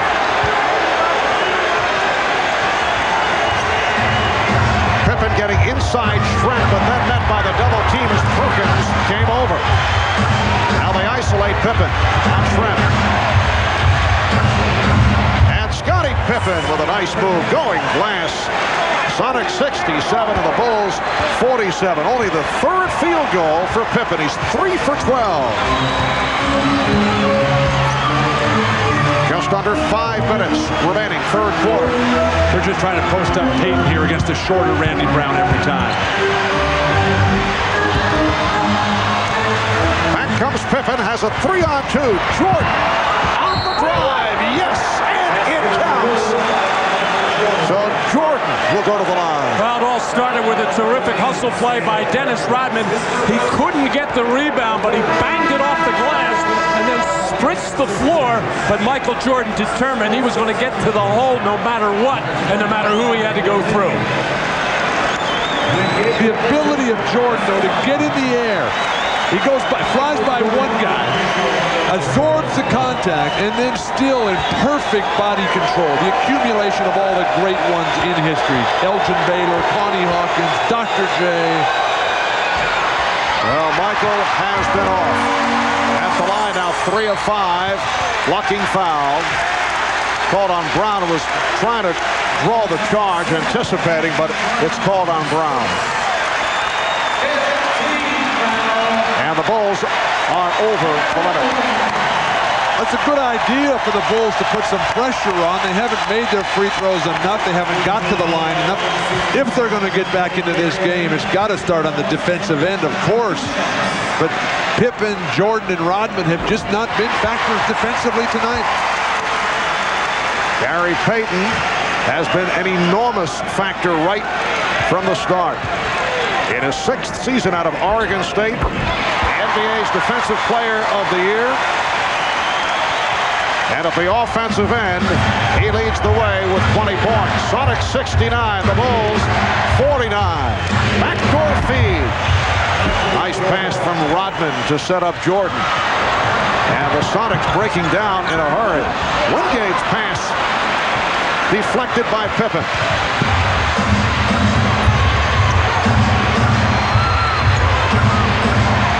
Brown putting the move on Perkins, and he drew the foul. Automatic play out of the a triangle offense. Anytime the ball goes into the post and you're in that corner area, you make that hard cut to the basket. Beautifully executed pass by Dennis Rodman, the bounce pass in stride. And the Sonics have been overplaying, and the Bulls should have been taking more advantage of that sooner. Timeout is called by George Karl with 3:58 to go in the third, and Seattle leads 69-51. And a storm at Key Arena where the Sonics lead the Bulls 69-51. Normally, a couple of minutes ago in the normal Sonics rotation, Nate McMillan, who gave them such a big lift off the bench in the first half, would have been in this ball game. But Nate is still in the locker room stretching out that irritated nerve in his back. He told me that he tweaked the back injury at the end of the first half. Wasn't sure if he'd be able to be effective in the second half, although he would try to play. But as you can see in their normal rotation, Wingate's in the game instead of him. Marv? Thank you, Hannah. And Vincent Askew, apparently in the George Karl doghouse, has not played well in the series. He's been unhappy about the lack of playing time. A strip attempted and a foul is called. It's on Wingate. Vincent Askew also was fined by his team and by the NBA for missing a mandatory half-hour session with the media. $10,000 fine. Lots of people waiting to interview Vincent. They were mad. Yes. We will not hear the thoughts of Vincent Askew after he missed the media session. There's Nate McMillan returning to the bench.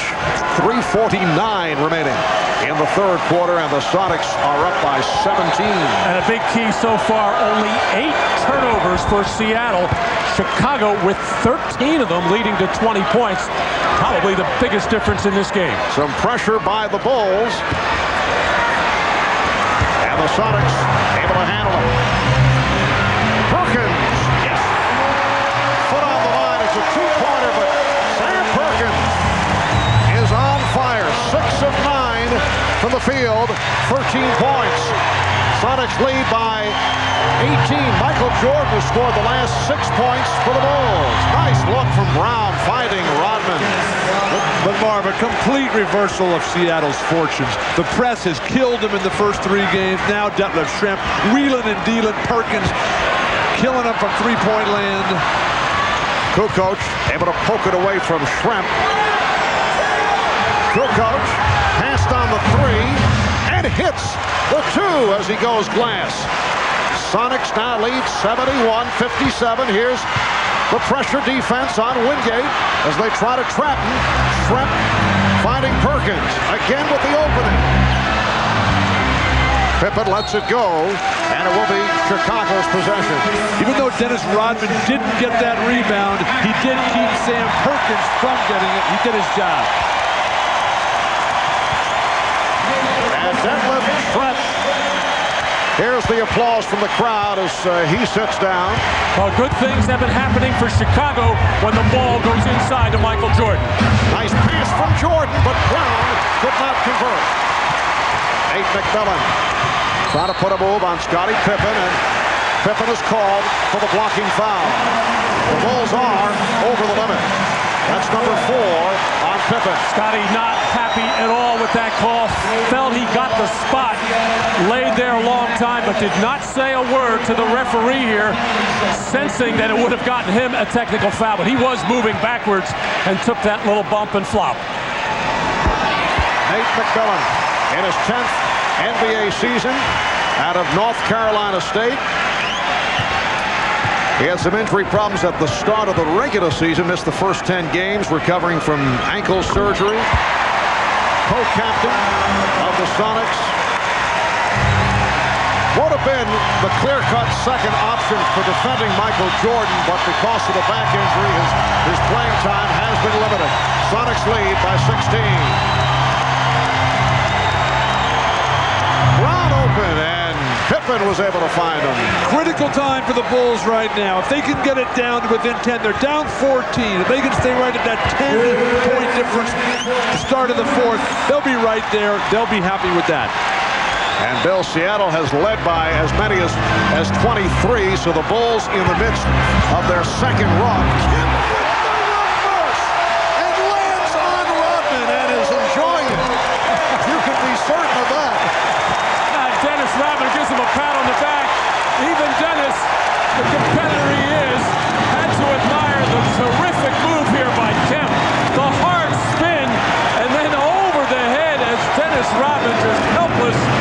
the quickness, power, and strength of Kemp too much. That was a human facial. A minute 40 remaining. Third quarter. Sonics lead 75-59. And a technical foul being handed out by Bill Oates. It's against Seattle. Gary Payton very upset.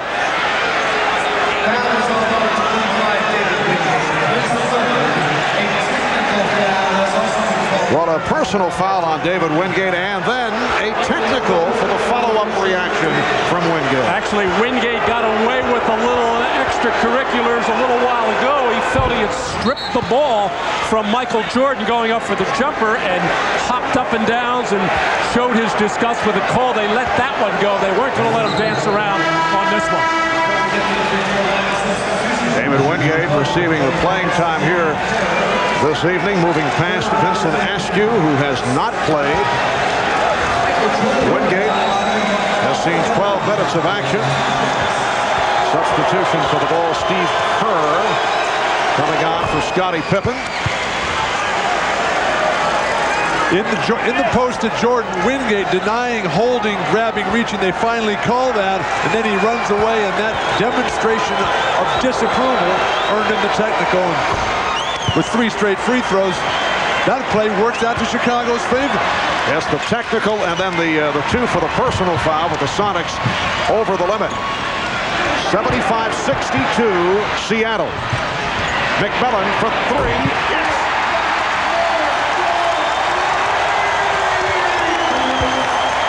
No one expected Nate McMillan to play in tonight's game. Kemp trying to one-handed, and the showboat move nearly cost. Brown breaks it up. And the Bulls get it back. Here is Kerr. Brown on the funnel is fouled.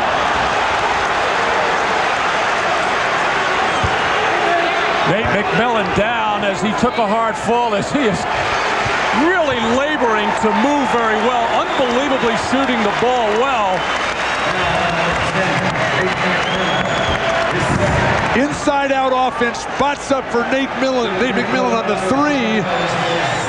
And then Randy Brown makes 2 terrific plays. First the steal to get the ball back, and then the offensive rebound off Jordan's miss. Sonics, though, fortunate.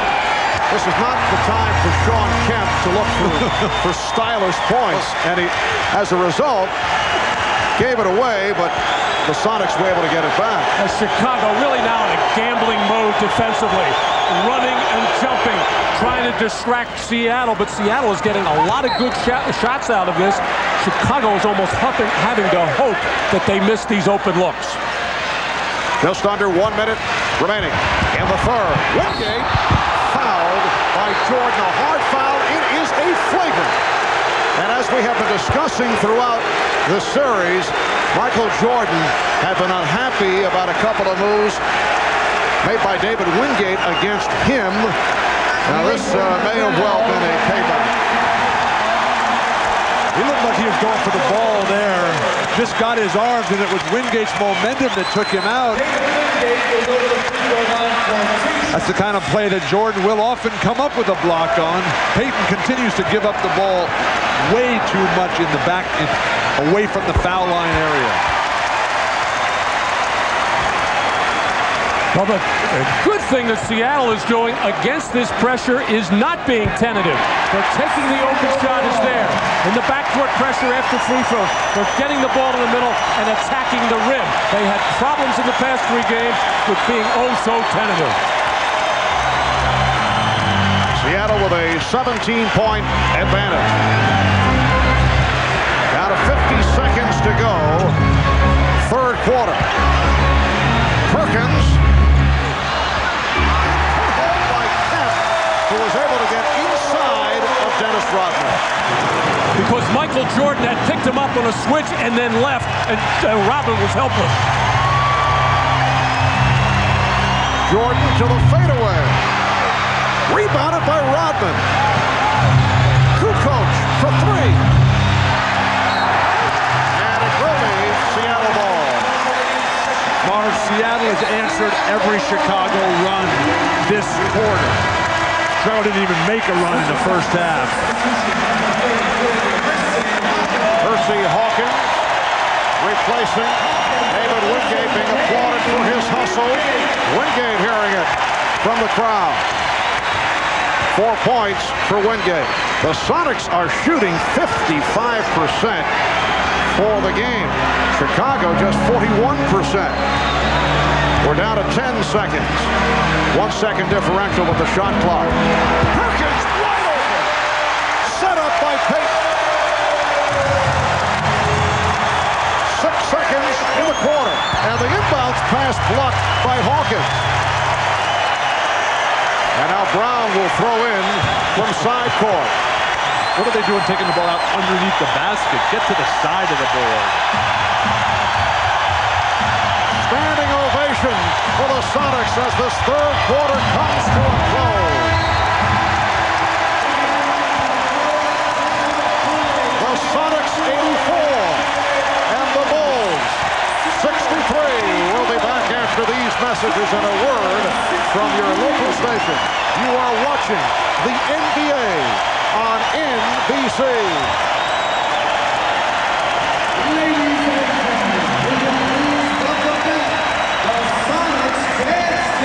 Telecast of the National Basketball Association may not be retransmitted, reproduced, or rebroadcast without the express written consent of the NBA. On to the fourth quarter at Key Arena. The last 6 times that a team has had a 3-0 lead in the NBA Finals, they all won Game 4, including last season when the Houston Rockets made it a 4-game sweep over the Orlando Magic. The Bulls with a 3-0 lead coming into tonight, but the Sonics came out strong, continued the onslaught of the second quarter, outscoring the Bulls 28-11, and then a good finish to the third quarter for this big lead. Luke Longley, who just stepped back onto the court, now has 12 points, and the Sonics lead 84-65. Michael Jordan, as you saw, sitting it out here at the start of the fourth. So Brown and Kerr on the floor with Longley, Rodman, and Pippen. Kemp with the fake around Longley. That looked too easy. Nice defense. The guy's right-handed. You go for a pump fake. The guy's not even shooting from outside, and you just give him a dunk, which he's been doing all night long. 21 for Shawn Kemp. Steve Kerr. Randy Brown for 3. 6 points for Brown. Well, you know the Chicago Bulls have another run in them. Their goal is to get this thing within 10 points with about 4 or 5 minutes to go in the fourth quarter. Sonics with Payton, McMillan, and Hawkins in a 3-guard alignment. Offensive foul. It's on Kemp. That's number 4. He just turned his back and shoulders. A good call by the official, but he is just too quick for Luke Longley in that position. Luke Longley unable to bend his knees with any kind of lateral movement, but turning his back and shoulder to Steve Kerr, a good call. But man, he's had that matchup all series long, and they haven't exploited it. Longley's done a good job of keeping Kemp in front. Not in games 1 and 2. Both won by Chicago. That's true, but that's when the Chicago Bulls were not double teaming. They were content to give Kemp his points. The big problem, he was getting to the free throw line 16 times a game. They went to a little more double teaming in game 3. Shot clock is down to 2. Pippen had it knocked away. It's a 24-second violation.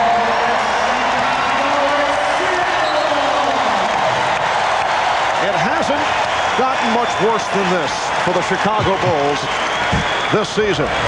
72-10 in the regular campaign, best record in the history of the NBA. In the playoffs, the Bulls swept Miami in 3, beat the Knicks in 5 in a tough series, swept Orlando in 4, and now seeking their 4th NBA title in 6 seasons. Foul is called on Longley. That's his 5th.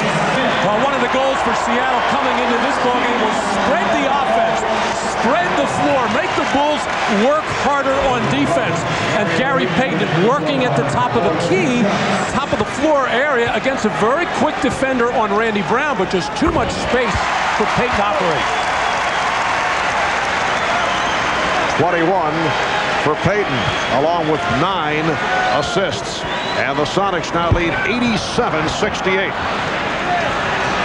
Mark, the injury to Ron Harper takes a terrific size defender off of Payton, and Jordan is not having a good defensive game. Harper bothered by the knee injury, did not start in game 3. Phil Jackson did go with him here at the start of game 4, but Tony Kukoc opened up instead of Harper in the second half. We have not seen Harper in the second half.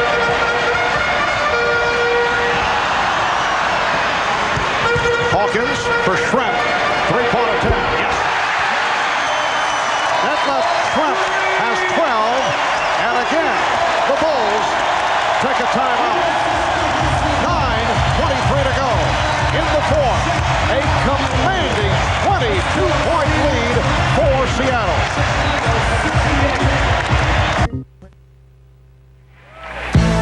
Miller, where great taste runs in the family, brings you Miller Moments. Tonight's Miller Moment takes a look back at the 1991 NBA Finals, pitting Michael Jordan and the Bulls against Magic Johnson and the Lakers. And the series belonged to Jordan. After the Lakers took game 1, he led the Bulls to 4 straight victories. The clinching win coming 5 years ago tonight as Chicago won its first NBA World Championship. In recognition of that moment, Miller Brewing Company will donate $1,000 to the Thurgood Marshall Scholarship Fund. Michael averaging better than 31 a game during that series against LA, upped it to 35.8 and then 41 a game against the Phoenix Suns. It has been a very quiet night here for Michael, who is back on the floor. Pippen for 3. Notice, though, how Michael Jordan scores more the longer the series goes. That Lakers series, just 1 win for the Lakers. This series, 0 wins yet, although Seattle appears to be on their way to their first. Just under 9 minutes remaining in the fourth quarter. Shot clock at 4. Hawkins for 3. Percy able to square up from straight away off the dribble. And he's opened up a 25-point lead.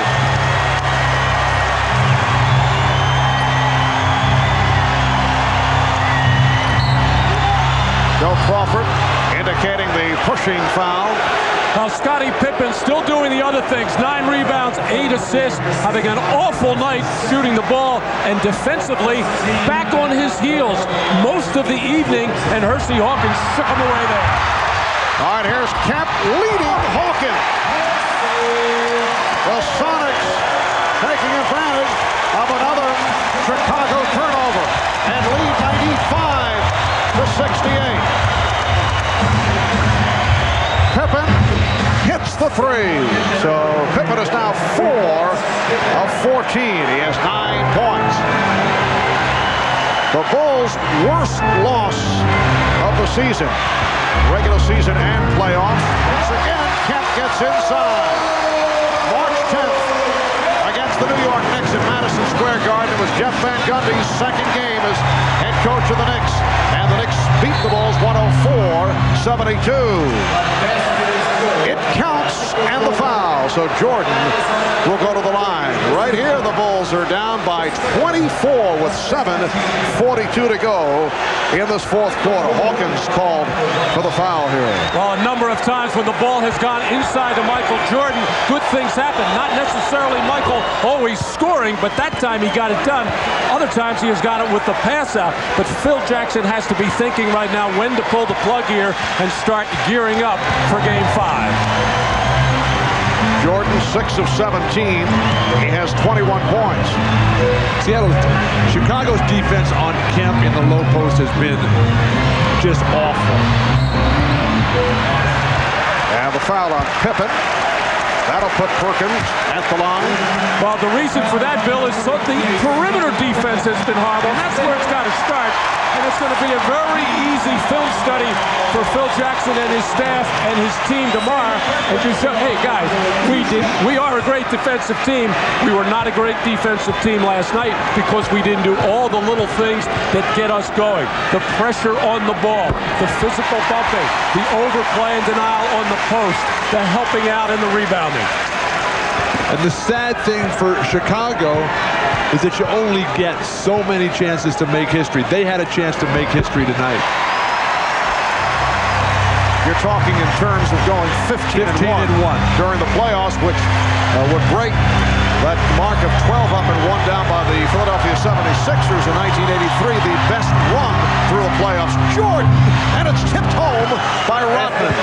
Sonics lead 99-76. Bulls also coming into tonight with 5 straight wins on the road in the finals. Some pressure here by the Bulls. The 5 straight ties a record held by the Pistons, who did it back at 89 and 90. Shot clock at 5. Shredded. Jordan, played by Kemp. And he called for a discontinue. And he is in the face of Bill Oates, closing in on, well, that could have been a technical. He has already been hit with one. I saw it register on the face of Bill Oates, and then he decided not to call it. But that could have easily been a technical foul and departure for Michael Jordan, and the Sonic bench very upset that it was not called a technical. Well, all of Key Arena unhappy that a technical wasn't called, as the mishandle by Michael, and then that called, and then this kind of reaction got the technical earlier. If that was Rodman, he would have been gone.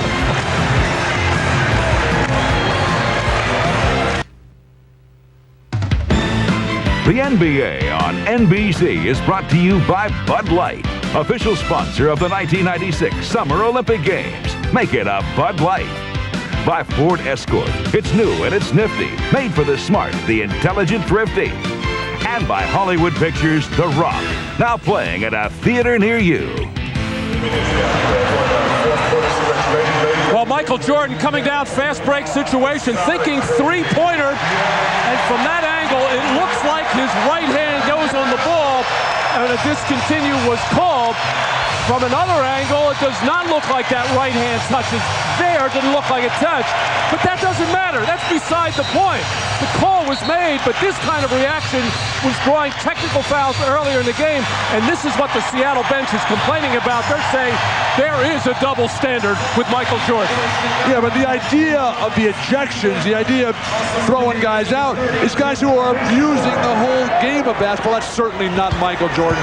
Good non-call by the official. Well, it's tough during the course of the action. How do you differentiate when a guy embarrasses an official? You say, well, because the guy normally doesn't do it, you don't call it. That's what you're saying. But you're not going to throw out Michael Jordan for arguing a call. Here's Steve Kerr for 3. See, I disagree with that.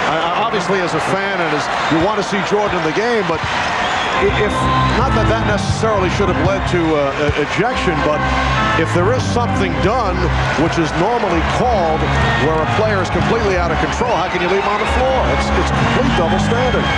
I don't think he was completely out of control. I agree with that. Right. Hawkins, and rebounded by Pippen. So the Sonics lead by 20 with 5.5 remaining in the fourth quarter. Rodman. Two-handed layup attempt by Rodman, and Kemp and Rodman come together and a foul call. Well, I think that technical early on the game on Dennis Rodman took a lot of steam out of him, as the officials were going to let him know that they were not going to stand for anything here. Just not really expecting the pass, not comfortable with the ball in that situation, trying to draw a elbow or something from Kemp, but realizing that Kemp has gotten the better of him in this game. Detlef Schrempf with 14. Again, Seattle breaking the press beautifully. Their offense continues. Kemp, Payton, Schrempf, the weapons are just lighting everything up. Chicago now just flailing away. Jordan fouled. facing the double team of Hawkins and Payton. Gary Payton now arguing the call with Joe Crawford as he collects his third foul. Joe apparently enjoying the discussion to a point. And Michael Jordan to the line. He's 9-for-11 at the line. Sonics lead 101-80. I'm sure Michael Jordan is going to rethink his approach as he gets ready for Game 5. Coming out tonight trying to let the other players get involved, see what was going to be needed, and by the time he realized that he was going to be, couldn't get it done offensively. Look at this by quarter. The shooting of the Sonics sensational second, third, and fourth quarter. Timeout is taken. We'll be back at Key Arena in a moment.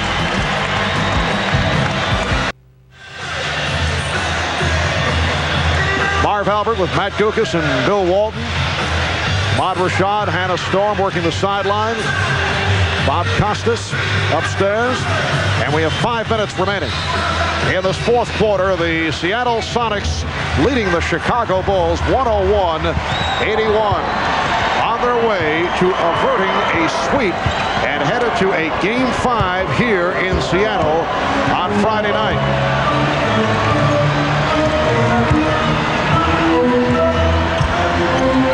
Shot clock down to 4.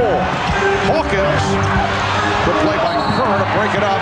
Rodman tried to call for time on the save, but stepped out, and it's Seattle ball with just 1 second on the shot clock. Payton will throw in. Try to deliver to Hawkins, and that is now a 24-second violation. One of the few times tonight that Seattle has not gotten it done offensively. Remember, they're just averaging 88 points coming into this game. They got over 100 already, but it's not been done on the fast break. This is usually a fast-breaking Seattle team. They've only got 6 fast break points tonight.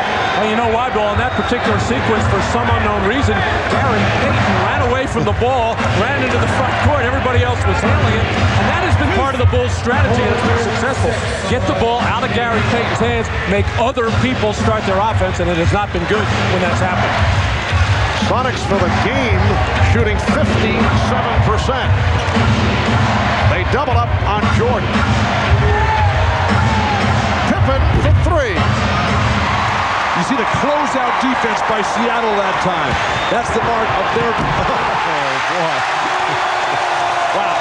And that has been the mark of the Sonics here tonight, beating the Bulls down court. And Payton fed it up for Kemp.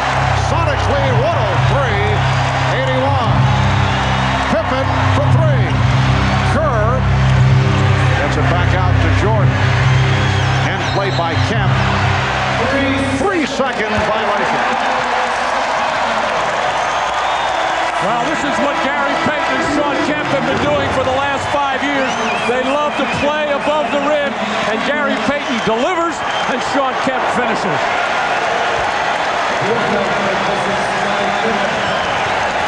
Scottie Pippen setting down. 4 of 17 from the field for Pippen, replaced by Kukoc. And Payton hit by Rodman, looking for support as he holds his chin. It was interesting that time because the initial call was on Shawn Kemp for the offensive screening foul. On the continuation, Rodman leveled Gary Payton well after the whistle, though. And the foul was called on Payton. We're down to 3:35 to go. Fourth quarter. Here is Jordan. Whoa, it is one of those nights for Michael. He is now 6 for 19 from the field. And he just looked at referee Bill Oakes, and I think he said to him, "Do you believe that shot?" I think he is happy to get to the bench right now and gear up for Friday night. Not a good idea to taunt Michael Jordan on the way to the bench after a poor game. Well, he has been hearing it from the crowd. There was a sarcastic chant of Michael earlier. I think they might see him again. I believe Friday night we will see Michael Jordan come out in different fashion.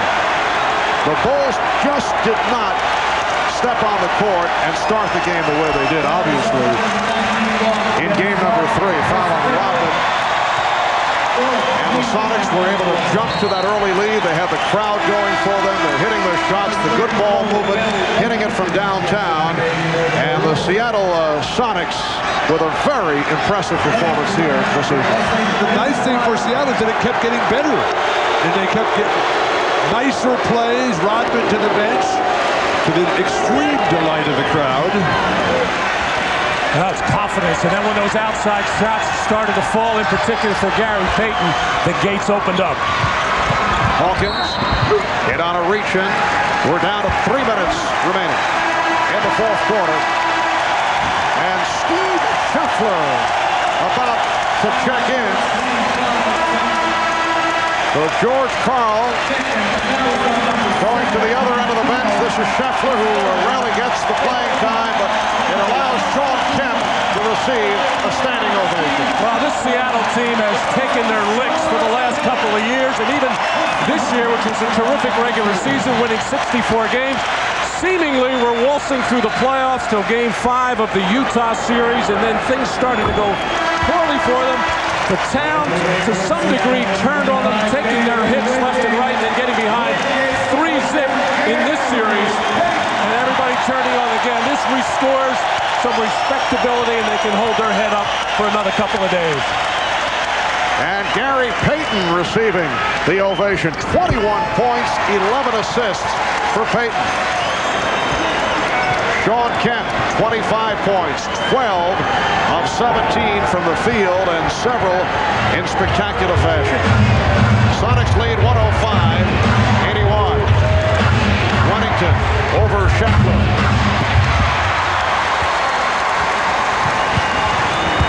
Oh, Scheffler caught Bushler with a pickup high. Chicago's big men have to call those screens out. Shrimp adjusting several times on that shot. Here's Wingate for 3. And rebounded by Scheffler. But how far has Irvin Johnson and Vincent Askew slipped in George Karl's mind? These guys cannot even get in a blowout game. Standing ovation once again for the Sonics.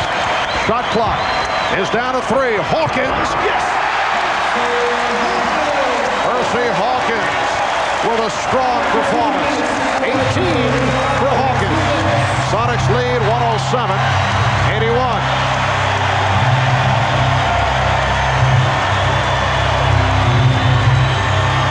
Kukoc. And here comes Perkins with a minute 35 remaining. Seattle has established something here tonight. Now they got to fight off. Chicago has to fight off this crowd, which is going to be talking a lot. They'll be back into it. Oh, the crowd wanted Steve Scheffler to come up with his first field goal. Wennington.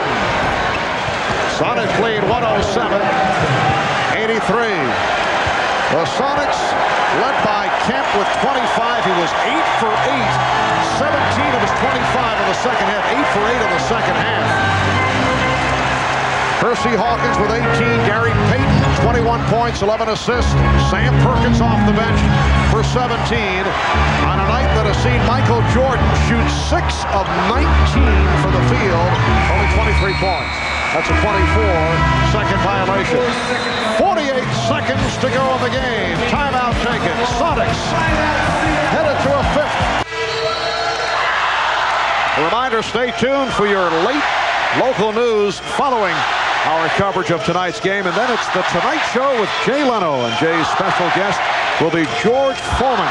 For those of you who'd like to join us for post-game interviews and analysis, we invite you to tune to CNBC on your cable system immediately after the game.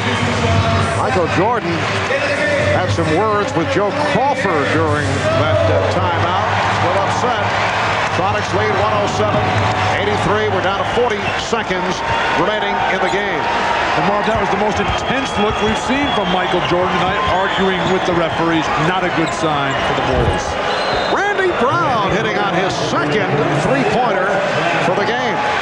And the Sonics now lead 107-86. The second quarter effort by Seattle, breaking it open. Good play by Brown, forcing the rookie from Michigan State, Eric Snow, to the sideline, and he stepped out of bounds. In the second quarter, Seattle outscored Chicago 28-11. And that catapulted them to the big lead. We're down 15 seconds remaining in the game. Weddington. Scheffler to the rebound. Final seconds. The Seattle Sonics will not be swept.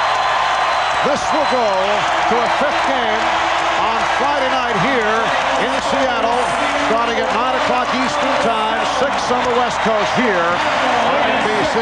Seattle shooting 56% for the night, and they win it 107-86. Let's go to Hannah Storm.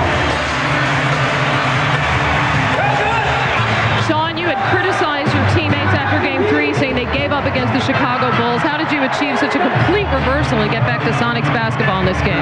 You know, I think we just came out. We played basketball for 48 minutes today, and you know, to win a championship, that's what you have to do. You have to play for 48 minutes, a complete game, and that's what we did today. And if we come back out Friday with the same type of intensity and energy, it'll be the same result. How do you approach Game 5 now? Nobody expects you to come back and beat these guys 3 games in a row, and you know Jordan's going to have a huge game in all likelihood. We just come back, try to play the same way. Everybody plays aggressive. Everybody plays defense. Everybody runs back. Everybody dives on the floor. You do what you have to do to pitch in and help your teammate out, and if we do that, our chances are great. Did you sense that they were overconfident after the win came so easily for them in Game 3? Yeah, we thought they were a little overconfident. We thought that we were losing our confidence, and the last thing that you want to do is make it to a championship series and not win a game. You know, the ball movement seemed to really confuse them defensively. Was that a big difference for you offensively? Yeah, I think so, and also we attacked their press. When they pressed us tonight, we attacked it, and we got better results. Okay, Sean, great effort, and we will see you in 2 days. Marv?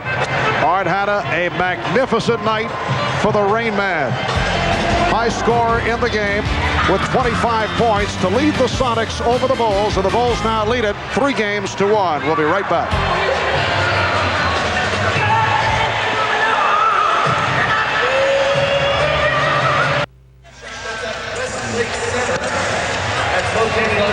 Well, there will be a Game 5 here in Seattle on Friday night as the Sonics beat the Bulls here 107-86. You look back in NBA Finals history, not since 1951 as the team won the first 3 games and then lost game number 4. The New York Knicks down 0-3. We're able to do it to the Rochester Royals. That's our fact for the night, folks. Final score, Seattle 107 and Chicago 86. Stay tuned for the NBA Finals post-game show coming up immediately on CNBC. We'll be back at Key Arena here in Seattle for Game 5 on Friday night. Airtime is 9 o'clock in the East. Your late local news coming up next, followed by Jay Leno and The Tonight Show. So for Matt Gukas, Bill Walton, Ahmad Rashad, Hannah Storm, and Bob Costas, I'm Marv Albert. You've been watching the NBA on NBC.